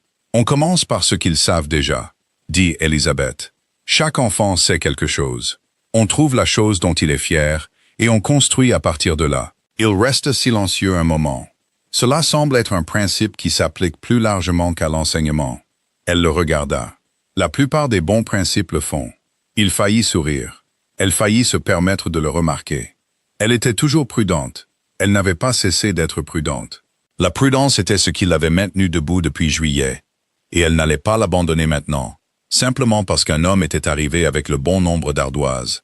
Mais la prudence avait une qualité différente maintenant qu'elle ne l'avait dans la maison jaune de Carrollton, ou sur la route avant le lever du soleil en juin. C'était moins comme une armure et plus comme de l'attention. L'attention proche et sérieuse d'une femme qui a été blessée et a décidé de prêter une attention très particulière cette fois, avant de décider quoi que ce soit. Elle prêta attention. Ce qu'elle vit, c'est ceci. William Harrington ne jouait pas la bonté. Il la pratiquait. Il y avait une différence, une vraie, du genre que l'on ne peut voir qu'avec le temps, entre un homme qui faisait les bonnes choses pour être vu les faire, et un homme qui faisait les bonnes choses parce qu'il avait commencé à devenir quelqu'un qui les faisait. Le premier était la conscience de soi déguisée en vertu. Le second était maladroit, non poli, se trompait parfois dans les détails et se corrigeait sans drame. Il se trompait dans les détails. Il demanda à Reeves d'envoyer du bois pour la clôture cassée d'un locataire et en envoya trop. L'excédent resta donc dans la cour du locataire pendant 1 semaine, jusqu'à ce que William se rende lui-même pour comprendre pourquoi la clôture n'était pas réparée et découvre que l'homme n'avait pas d'outils, seulement le bois. Il revint voir Elizabeth ce jeudi-là, avec l'air d'un homme qui venait d'apprendre quelque chose de fondamental sur la différence entre donner quelque chose et donner ce qui est réellement nécessaire. « J'ai envoyé le bois, dit-il. Je n'ai pas pensé aux outils. L'avez-vous réparé? Demanda-t-elle. Je suis retourné avec des outils le lendemain. Alors vous avez appris quelque chose. Je me suis senti comme un idiot. Bien, dit-elle. Se sentir comme un idiot est la façon de savoir que vous prêtiez attention aux bonnes choses. Il la regarda vivement. Puis lentement, quelque chose se détendit sur son visage. Pas la défaite, plutôt le soulagement. L'expression d'un homme qui s'est tenu à une norme impossible et vient de recevoir la permission d'être humain à ce sujet. « Vous n'êtes pas facile, dit-il. »« Non, acquiesça-t-elle. Je ne le suis pas. Je trouve ça... » Il s'arrêta, recommença. « Je trouve ça préférable, en fait, à l'alternative. » Elle soutint son regard un moment. « L'alternative étant les gens qui me disent ce que je veux entendre, dit-il. J'en ai eu beaucoup. Il s'avère que c'est considérablement moins utile que ce qu'on m'a fait croire. » Octobre arriva tranquillement. La chaleur se brisant enfin, les matins devenant frais et vifs. Elizabeth remarqua que les visites de William avaient changé. Pas plus fréquentes, mais plus longues. Les conversations dépassant 5 heures plus souvent qu'à leur tour. Tous deux perdant la notion du temps comme on ne la perd que lorsqu'on est vraiment à l'intérieur de quelque chose. Ils parlaient du comté, des locataires, de ce qu'elle voyait dans la salle de classe et de ce qu'ils commençaient à voir de l'autre côté de ses livres de comptes. Ils se disputaient parfois sur la bonne façon d'aider sans condescendance, sur ce dont le comté avait réellement besoin par rapport à ce qu'il demandait publiquement. Elizabeth argumentait avec une précision qu'il trouvait alternativement exaspérante et exaltante, et elle avait remarqué qu'il avait cessé de prendre le dessus dans les disputes sans sembler s'en rendre compte. C'était la chose qu'elle observait le plus attentivement. Pas ce qu'il disait, ce qu'il arrêtait de faire. Il arrêtait de lui couper la parole. Il arrêtait de faire ce que les hommes de sa condition faisaient sans réfléchir. L'habitude douce, impeccable et entièrement inconsciente de traiter la phrase d'une femme comme une suggestion à considérer, puis à rediriger. Il arrêtait de supposer que sa version d'une situation était la version complète. Il lui demandait de finir ses phrases, même quand il pensait savoir où elles allaient. Elle remarqua tout cela. Elle était toujours prudente, mais la prudence en octobre avait commencé à ressembler un peu à rester dehors dans le froid quand on peut voir le feu par la fenêtre. La chose qui a tout changé, la chose qui a brisé le silence prudent, délibéré et autoprotecteur qu'elle maintenait depuis septembre, n'était pas un grand geste. C'était un mardi de fin octobre, et elle était seule dans la salle de classe, parce que 3 des enfants étaient malades, et 2 autres n'étaient pas venus. Et elle écrivait des plans de cours pour la semaine suivante, quand elle entendit des cris sur la route à l'extérieur. Elle alla à la porte. 3 hommes à cheval, pas des hommes du coin. Leurs vêtements étaient trop fins, leurs chevaux trop bien élevés. L'un d'eux était jeune et bruyant, parlant plus fort que les 2 autres, et elle le reconnut après un moment. James Devoe, le jeune frère de Catherine, 22 ans, riche de naissance, le genre spécifique de jeune homme qui n'avait jamais rencontré de conséquences et portait ce fait ouvertement sur son visage. Il parlait au vieux Thomas Breck, qui travaillait au moulin, avait 64 ans et une mauvaise jambe. Et la conversation, si on peut l'appeler ainsi, se déroulait comme ces conversations se déroulent toujours. Quand quelqu'un avec de l'argent et de la jeunesse décide qu'il veut quelque chose de quelqu'un qui n'a ni l'un ni l'autre.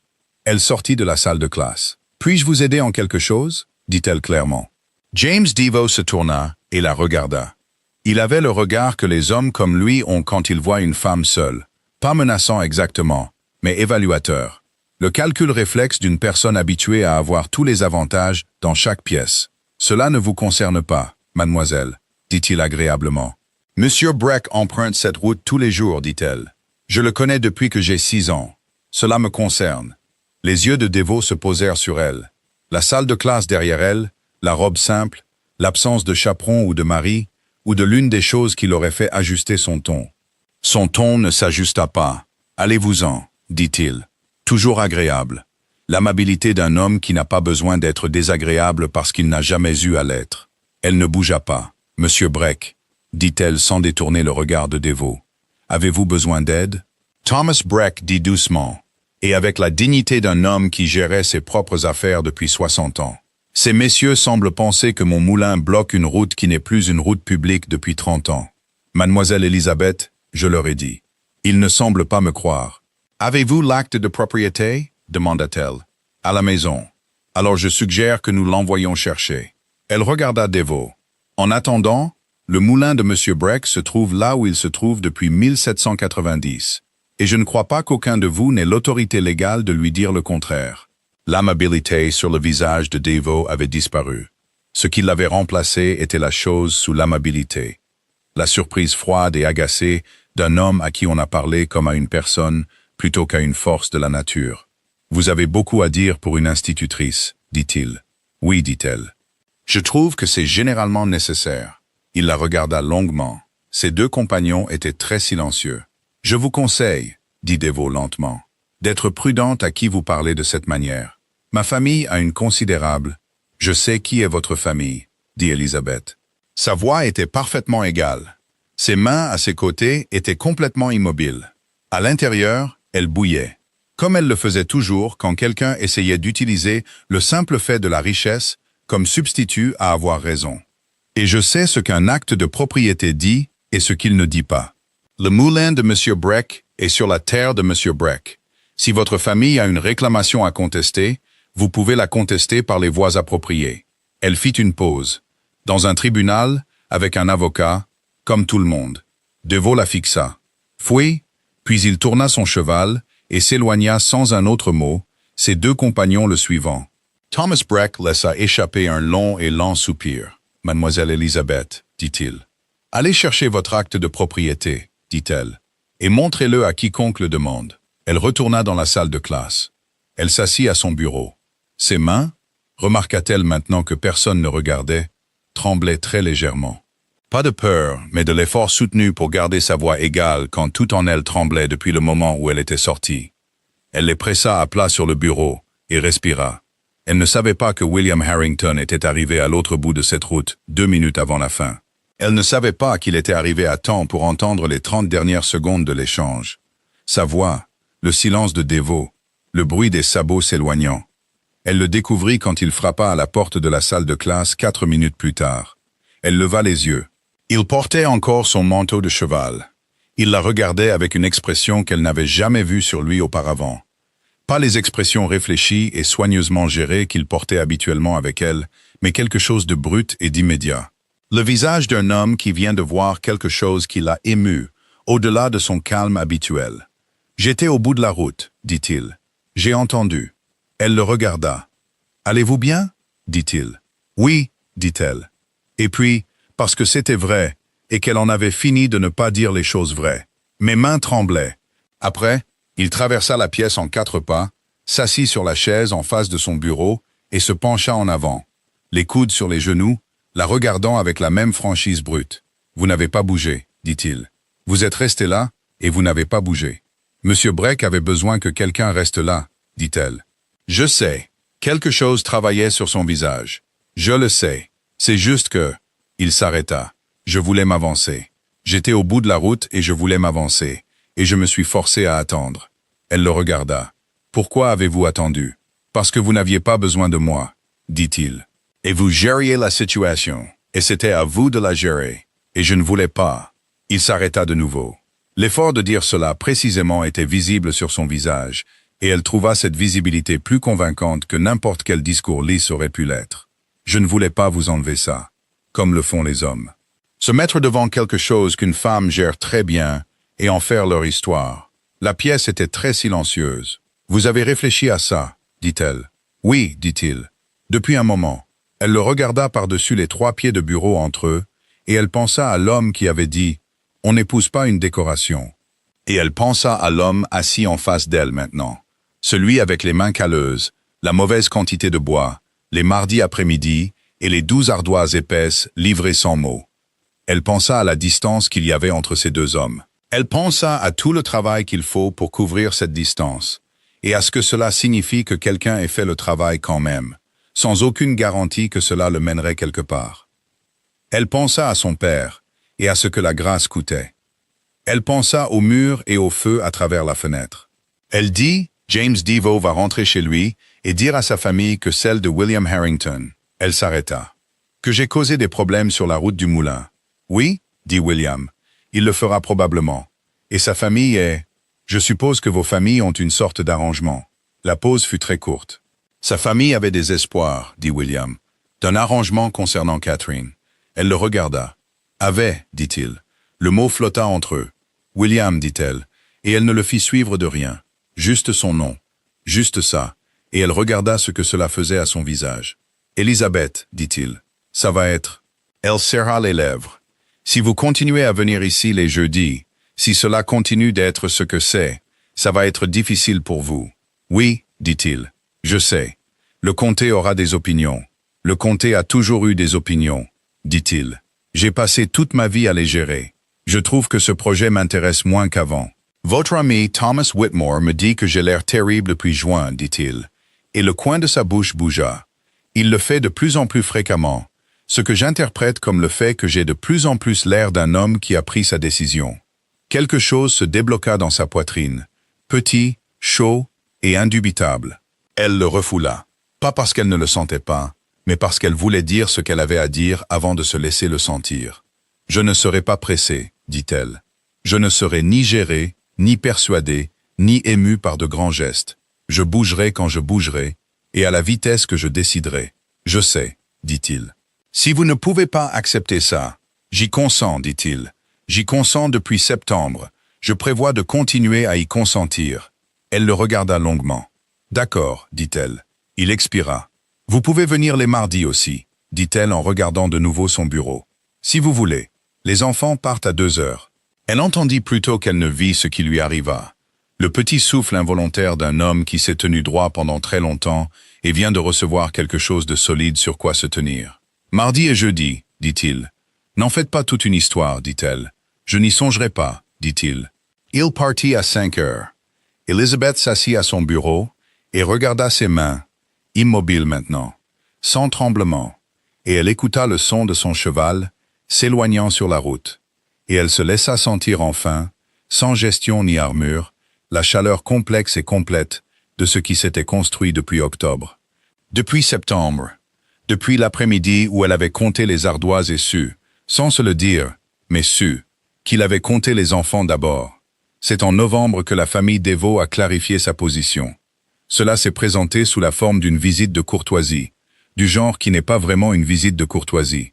Le genre où la calèche est trop belle, la visite trop précisément chronométrée, et les sourires trop figés pour être autre chose qu'un message en vêtements coûteux.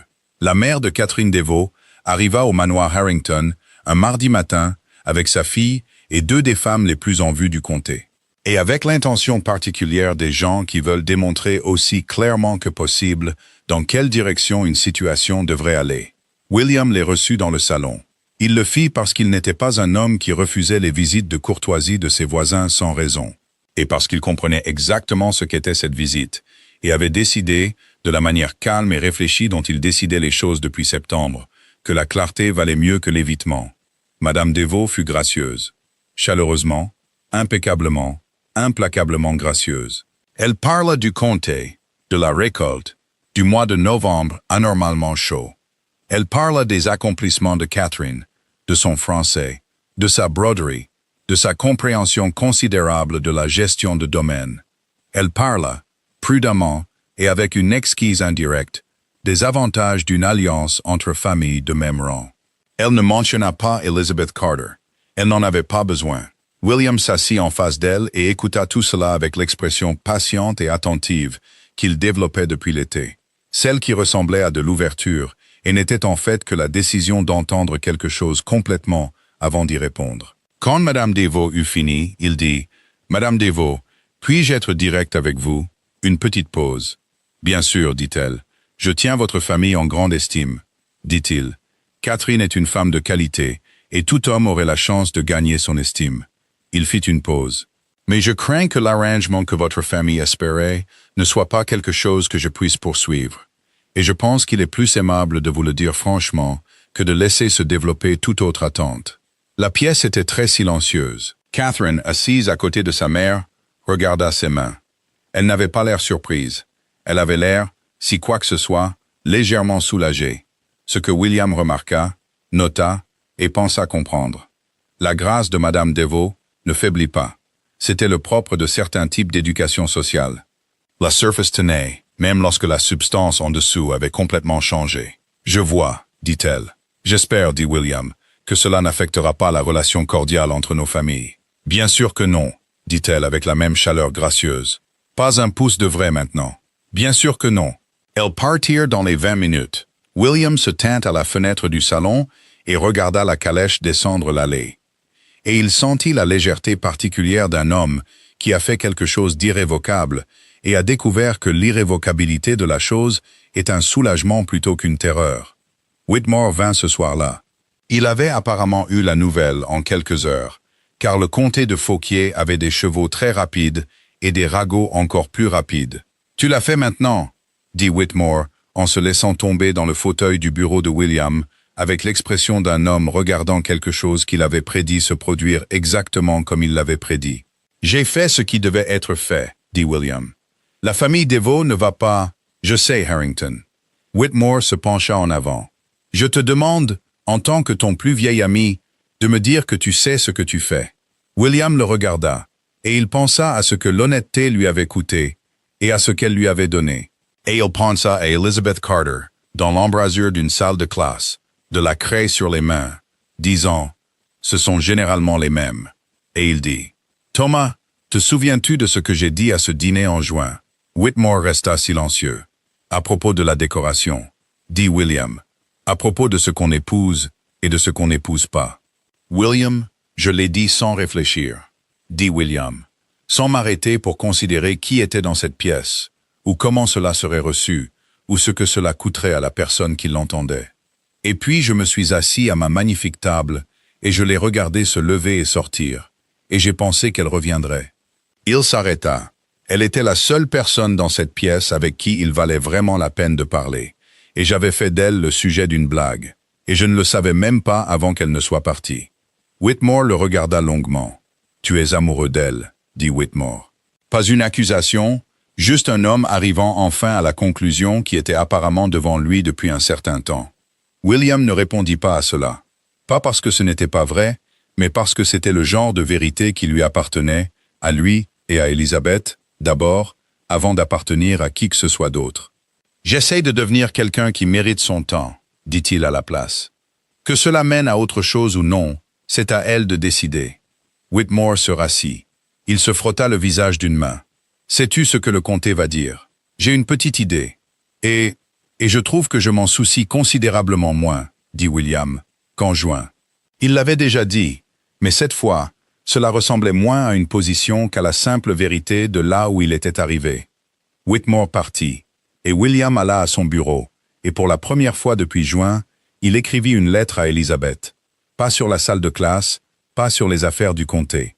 Une vraie, du genre qui disait la vérité. Il écrivit « J'ai dit à la famille Devo ce soir que je ne poursuivrai pas ce qu'ils espéraient.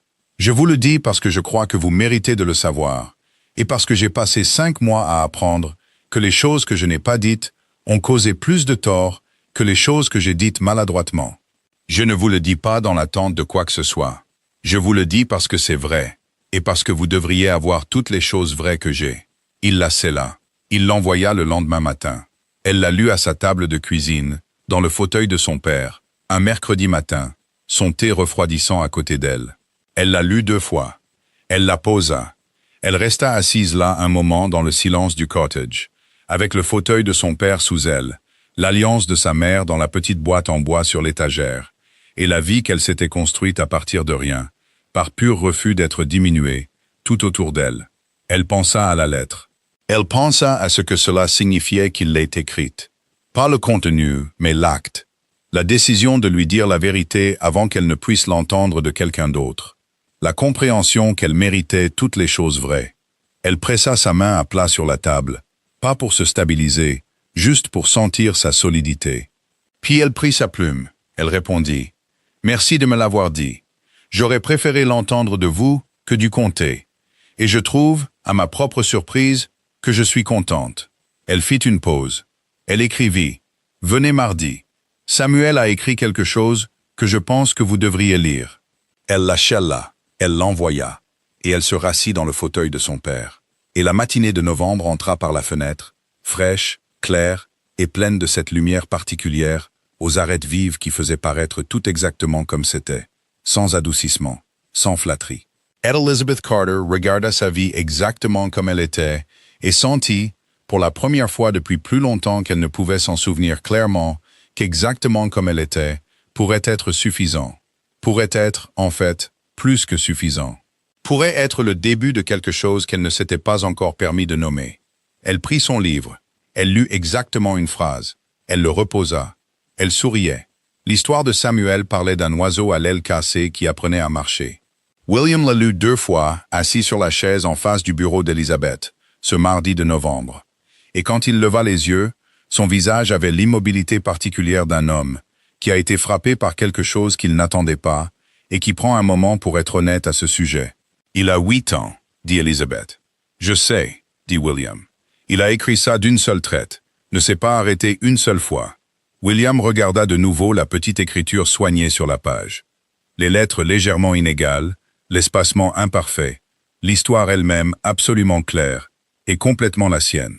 Un oiseau qui ne pouvait plus voler et devait découvrir qui il était, sans la chose qu'il pensait le définir. « Il est remarquable, dit William. « Il l'est, dit Elizabeth. Et il y a 6 mois, il ne lisait pas à voix haute devant la classe. Elle fit une pause. Il le fait maintenant. Chaque jeudi, il choisit ce qu'il lit. William posa l'histoire sur le bureau très soigneusement, de la manière dont on pose quelque chose quand on en comprend la valeur. Qu'est-ce qui a changé? Il a eu un abécédaire qui était à lui, dit-elle, avec son nom écrit à l'intérieur de la couverture. Personne ne lui avait jamais donné un livre avec son nom dedans auparavant. William la regarda. Elle le regarda. Aucun d'eux ne dit quoi que ce soit sur les abécédaires. Il n'en avait pas besoin. C'était en novembre. En décembre, le comté avait formé ses opinions et les exprimait avec l'enthousiasme que les petites communautés réservent aux affaires des autres. William entendit la plupart de cela par Whitmore, qui s'était autoproclamé bulletin informel du sentiment public. Pas pour décourager William, exactement, mais avec la loyauté particulière d'un homme qui pense que son ami prend une décision importante et veut qu'il la prenne en pleine connaissance de cause. La famille Deveau a parlé, dit Whitmore le 2e jeudi de décembre. Il avait pris l'habitude d'apparaître au manoir Harrington les matins où William rentrait de la salle de classe, ce qui était soit une préoccupation sincère, soit la meilleure opération de commérage du comté. Madame Deveau a mentionné à 3 personnes différentes, lors de la réception des Halley la semaine dernière, qu'elle estime que la situation reflète, et je cite, « un changement troublant dans les normes par lesquelles certaines familles se conduisent. » C'est élégant, dit William en retirant ses gants de cheval. Pour ce que c'est, dit Whitmore en le suivant dans le couloir. C'est le début d'une campagne de pression sociale coordonnée. William, j'ai déjà vu ça. D'abord les salons, puis les dîners, puis les invitations qui n'arrivent pas, puis Thomas. William se retourna. J'ai grandi dans ce comté. Je sais exactement comment cette machinerie fonctionne. J'ai aidé à en construire des parties. Il regarda son plus vieil ami fixement. Me dis-tu cela parce que tu penses que je devrais reconsidérer, ou parce que tu penses que je devrais être préparé? Whitmore resta silencieux un moment. Puis, avec l'honnêteté d'un homme qui a fait sa propre reconsidération, le second. Alors je suis préparé, dit William. Merci. Il se rendit à la salle de classe cet après-midi-là. Elizabeth était seule. Les enfants étaient partis tôt à cause du froid, et elle écrivait des lettres à son bureau. 3 d'entre elles. L'efficacité concentrée d'une femme qui utilise chaque minute disponible. Elle leva les yeux quand il entra, et elle lut son visage comme elle était devenue très douée pour le lire au cours des derniers mois. Le livre ouvert qu'il était devenu pour elle, l'homme qui ne jouait plus rien en sa présence parce qu'il n'avait plus de performance à offrir, et avait découvert, à sa propre surprise, qu'elle ne lui manquait pas. Deveau, dit-elle. Pas une question. La famille parle, dit-il. J'ai entendu, dit-elle. Madame Henley me l'a dit ce matin. 3 salons d'ici mercredi. Elle posa sa plume. Allez-vous bien? La question lui tomba dessus, comme ces questions le faisaient toujours.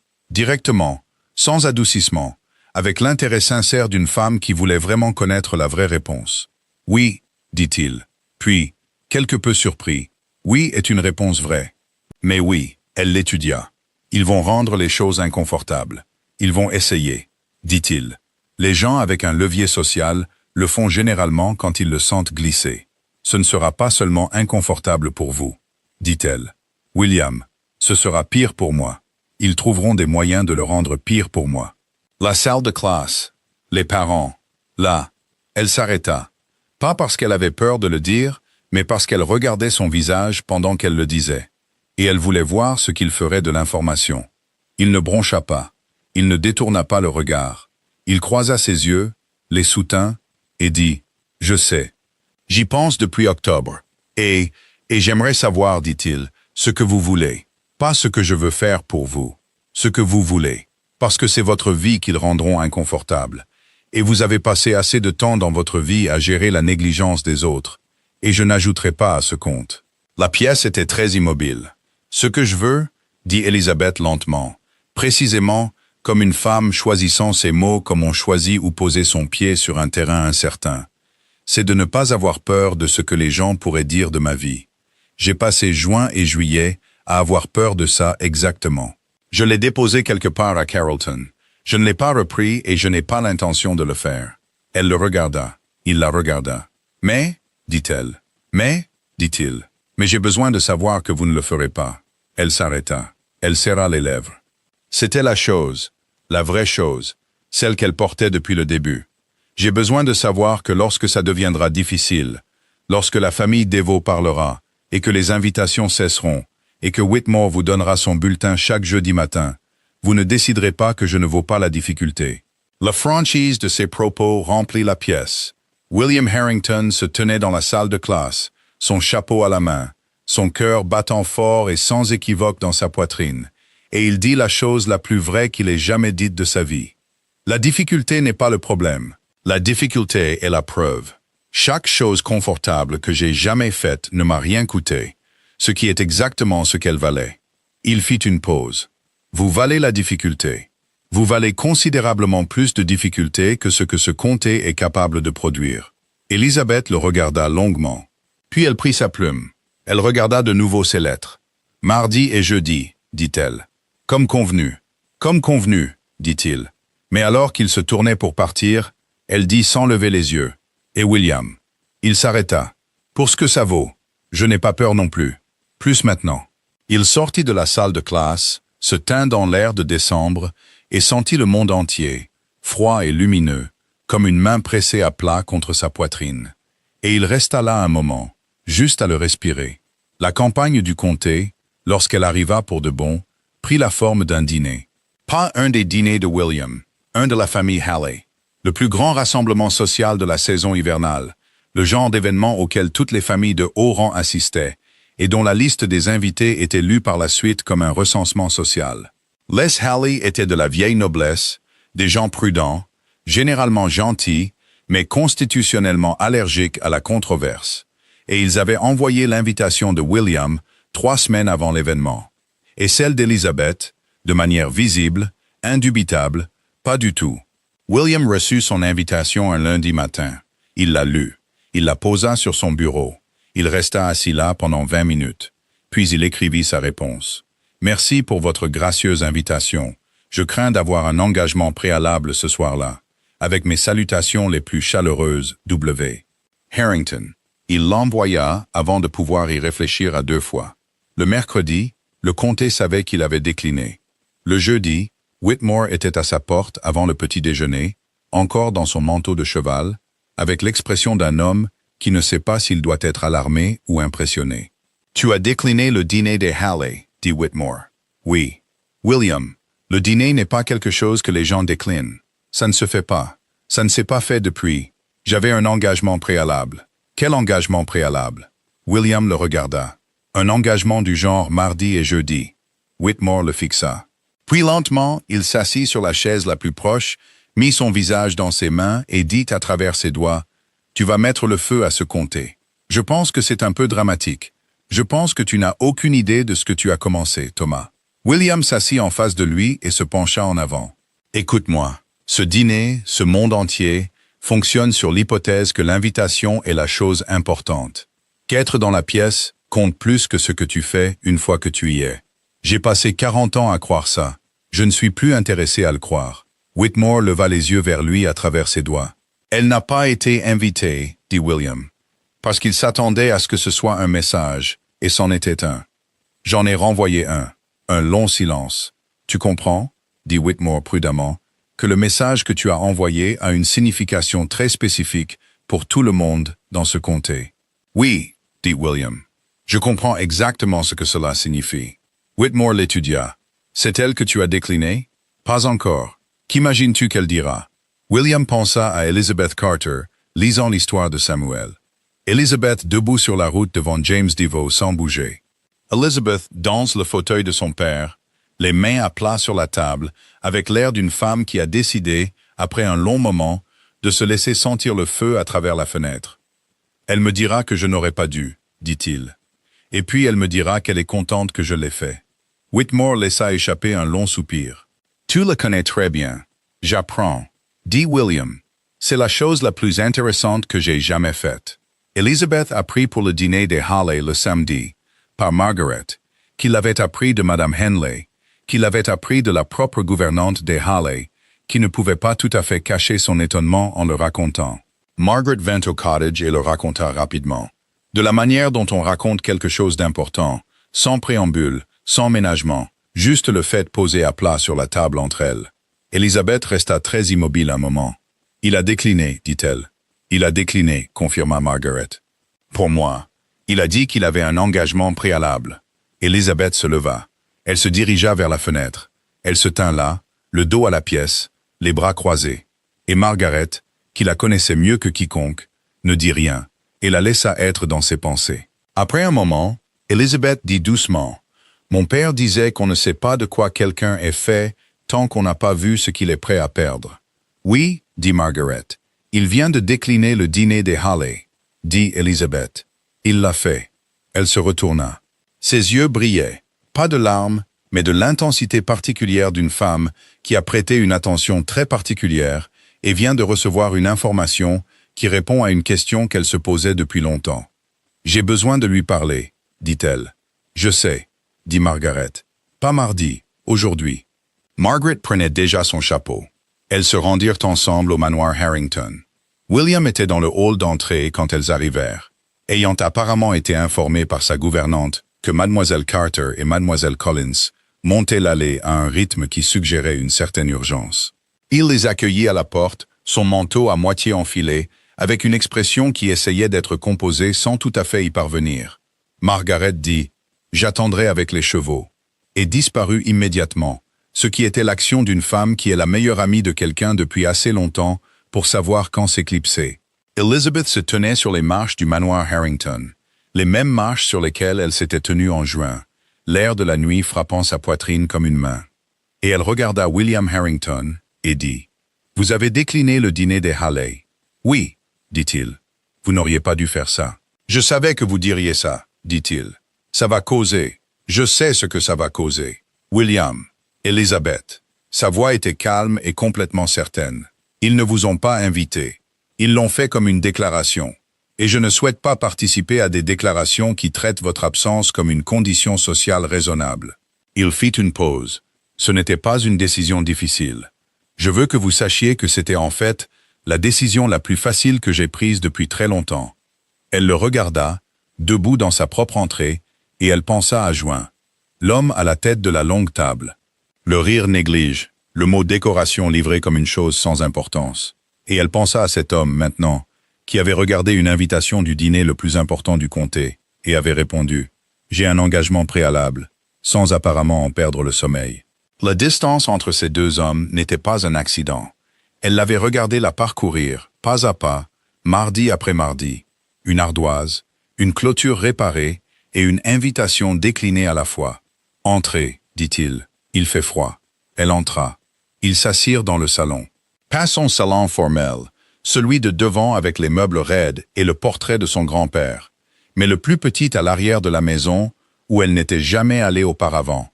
Celui avec le fauteuil usé, les livres empilés par trois sur les étagères, et le bureau qui servait clairement. La pièce d'un homme qui y vivait plutôt que d'y recevoir des invités. Elle remarqua. Il servit le thé. Elle l'accepta.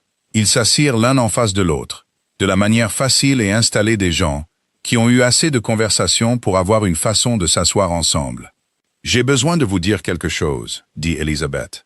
Il attendit. « J'ai été prudente, » dit-elle. « Depuis juin. Délibérément, intentionnellement, complètement prudente. À propos de vous, de ceci, de tout. » Elle tenait la tasse de thé dans ses deux mains. « Et je veux que vous sachiez que la prudence était nécessaire. J'avais besoin de la prudence. Je ne le regrette pas. Je sais, dit-il.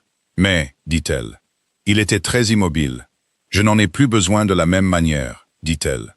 Et je pense que vous devriez le savoir. Elle le regarda directement, fixement, comme elle le regardait depuis Carrollton, avec tout le poids de son attention. Rien de retenu. Je pense que vous êtes devenu quelqu'un en qui j'ai confiance. Pas parce que vous avez dit les bonnes choses. Parce que vous avez fait les bonnes choses pendant des mois sans me demander de le remarquer. Et je l'ai remarqué. Le salon était très silencieux.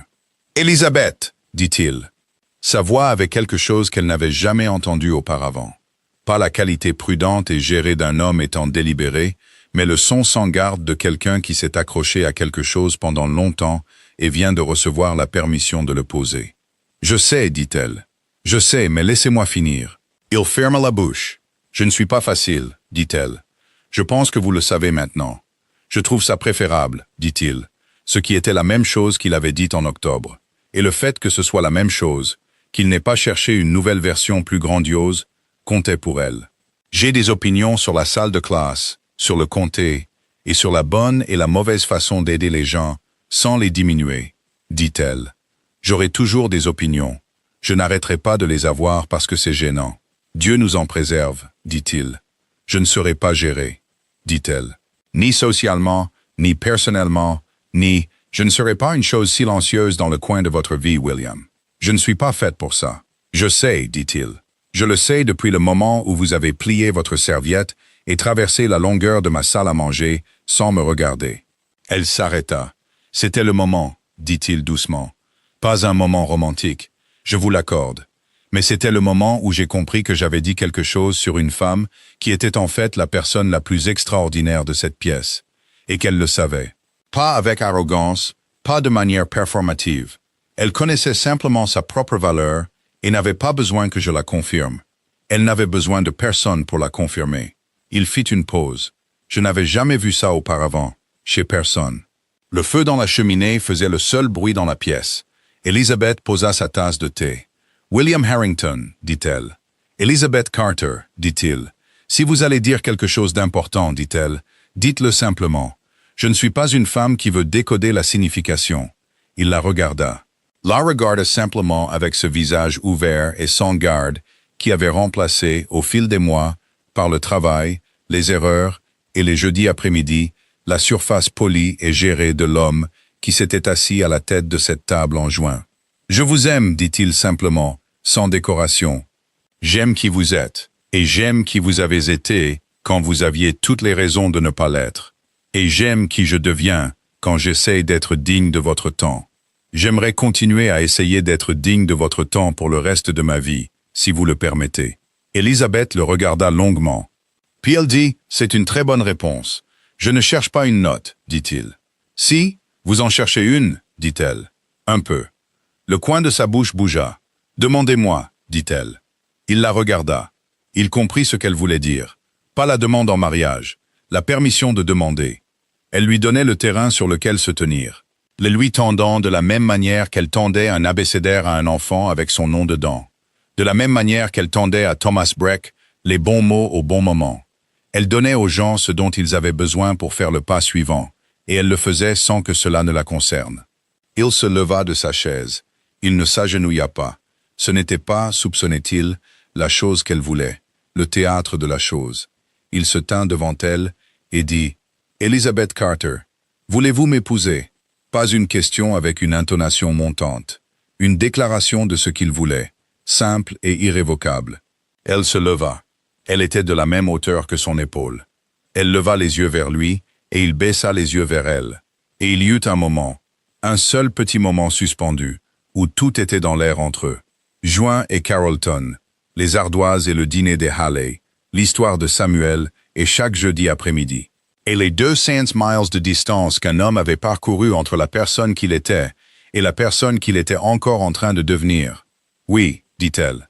Pas décoré, pas joué, juste oui. » Il lui prit la main. Pas de manière dramatique. De la manière dont on prend quelque chose que l'on a l'intention de garder. Ils le dirent d'abord à Margaret, ce qui était juste. Elle était toujours dehors avec les chevaux dans le froid de décembre, avec la patience d'une femme qui attendait cela depuis environ 6 mois et considérait que cela valait les engelures. Quand Elizabeth sortit et que Margaret vit son visage, elle laissa échapper un son qui était à mi-chemin entre un rire et un sanglot, puis se composa immédiatement et dit « Eh bien, il était temps. » Et elle serra Elizabeth dans ses bras pendant un long moment, sans rien dire d'autre. William se tenait légèrement à l'écart et les regardait toutes les deux, et sentit quelque chose pour lequel il n'avait pas de mot existant. Quelque chose qui était adjacent au bonheur, mais plus grand que ça, moins spécifique, plus comme le sentiment d'une maison qui a été froide pendant longtemps et qui est enfin chaude de partout. Ils se marièrent en février, un jeudi qu'Elizabeth choisit délibérément et que William comprit immédiatement, et Whitmore, debout à côté de William à l'avant de la petite église, se trouva incapable de dire quoi que ce soit sans que sa voix ne fasse quelque chose qu'il refusait de reconnaître. L'église n'était pas petite, parce qu'il n'aurait pas pu en avoir une plus grande. Elle était petite, parce que Élisabeth l'avait demandé. L'église où son père avait prêché, celle avec le 3e banc tordu, et la fenêtre qui laissait passer un courant d'air. Et la congrégation de vraies personnes qui avaient connu sa vraie vie. Pas de performance, pas de déclaration. Juste les gens qui étaient là avant que l'histoire ne devienne intéressante. Samuel Whitfield était là, dans son manteau du dimanche, assis le dos droit avec la solennité particulière d'un enfant de 8 ans, qui comprend que c'est une occasion importante. Il avait, à l'invitation d'Élisabeth, lu à voix haute au début du service. Quelque chose qu'il avait écrit lui-même, 3 paragraphes soignés, sur ce que cela signifiait de continuer après qu'une aile se brise. Ce qui fit que Madame Henley pressa son mouchoir sur son visage et que William se tint très immobile et regarda le sol un moment avant de relever les yeux. Thomas Whitmore, à son crédit, ne fit aucun commentaire sur la taille du lieu ou l'absence des familles les plus importantes du comté. Il se tint là où on lui demanda de se tenir, dit ce qu'on lui demanda de dire. Et quand le moment vint, et que William regarda Elizabeth, et qu'Elizabeth regarda William, Whitmore serra les lèvres et regarda le plafond, et personne ne lui en fit le reproche. Ils sortirent de l'église dans l'air de février, froid et clair, le genre de jour qui n'avait pas de patience pour la douceur. Et la petite congrégation se déversa derrière eux, les enfants immédiatement brillants, Madame Henley épongeant ses yeux, Margaret agrippant le bras d'Elizabeth des 2 mains et riant. Cal était là, l'homme large d'épaules de l'équipe du toit, debout au fond de la congrégation dans un manteau qui était clairement son meilleur. Il avait apparemment entendu parler du mariage par le réseau de commérage plus rapide que les chevaux du comté et était venu parce que, comme il le dit à William plus tard avec la même économie de 2 mots qu'il appliquait à tout, ça semblait juste. William lui serra la main et ne put penser à une seule chose à dire qui soit à la hauteur de ce que cela signifiait pour lui. Alors il dit « Merci d'être venu ». Et Cal hocha la tête une fois, le lent hochement réfléchi, et c'était suffisant. C'était en fait exactement suffisant. Il n'y eut pas de grande réception. Il y eut un dîner au cottage des Carter, le cottage d'Elizabeth, qui ne cesserait pas d'être le cottage d'Elizabeth dans son esprit, ou dans celui de William, peu importe ce que les documents légaux disaient sur la propriété Harrington, avec les gens qui avaient été là tout au long. Margaret et Madame Henley, et Reeves, qui étaient venus avec un plaisir tranquille, et l'expression d'un homme qui avait regardé quelque chose se construire pendant des mois, et était heureux de le voir terminer. Quelques parents de la salle de classe. Samuel, qui mangea 3 biscuits et s'endormit dans le fauteuil du coin avant la fin de la soirée, et dut être ramené chez lui par son père. Tard dans la soirée, quand le cottage fut devenu silencieux et que les derniers invités furent partis, et qu'ils s'assirent ensemble à la table de la cuisine, la lampe brûlant bas entre eux, Élisabeth dit « Êtes-vous heureux ?» William la regarda par-dessus la table. La femme qui était sortie de sa salle à manger en juin et avait emporté tout ce qu'il pensait comprendre de lui-même. Et il sentit la vérité de la réponse dans toute sa poitrine, solide, chaude, et ne ressemblant en rien à ce qu'il avait attendu du bonheur quand il était le genre d'homme qu'il était autrefois. « Oui, dit-il, complètement. » Elle hocha la tête, comme si c'était la bonne réponse, comme si elle avait su qu'elle viendrait et avait besoin de l'entendre quand même. Des années plus tard, quand les gens demandaient à Elizabeth comment elle en était venue à épouser William Harrington, la question toujours légèrement piquante, légèrement incrédule, portant en elle le poids non dit de ce qu'il avait été et d'où elle était partie. Il posait ce qu'elle tenait et les regardait avec les mêmes yeux sombres et stables qu'il avait autrefois regardés à travers une salle à manger éclairée à la bougie, et avait décidé que sa négligence ne valait pas ses larmes. Et elle disait « Je n'ai pas épousé l'homme qui était assis à la tête de cette table. J'ai épousé l'homme qui a appris à avoir honte de lui. » Elle faisait une pause. « Cet homme-là, disait-elle, je lui ai fait confiance pour tout. Et c'était toute la vérité. Pas la fourchette, pas la salle à manger, pas les 200 miles entre juin et février. Juste une femme qui avait connu sa propre valeur quand personne dans cette pièce ne voulait la confirmer. Et un homme qui avait passé la meilleure partie d'une année à apprendre à mériter la chance de se tenir à ses côtés. C'était tout.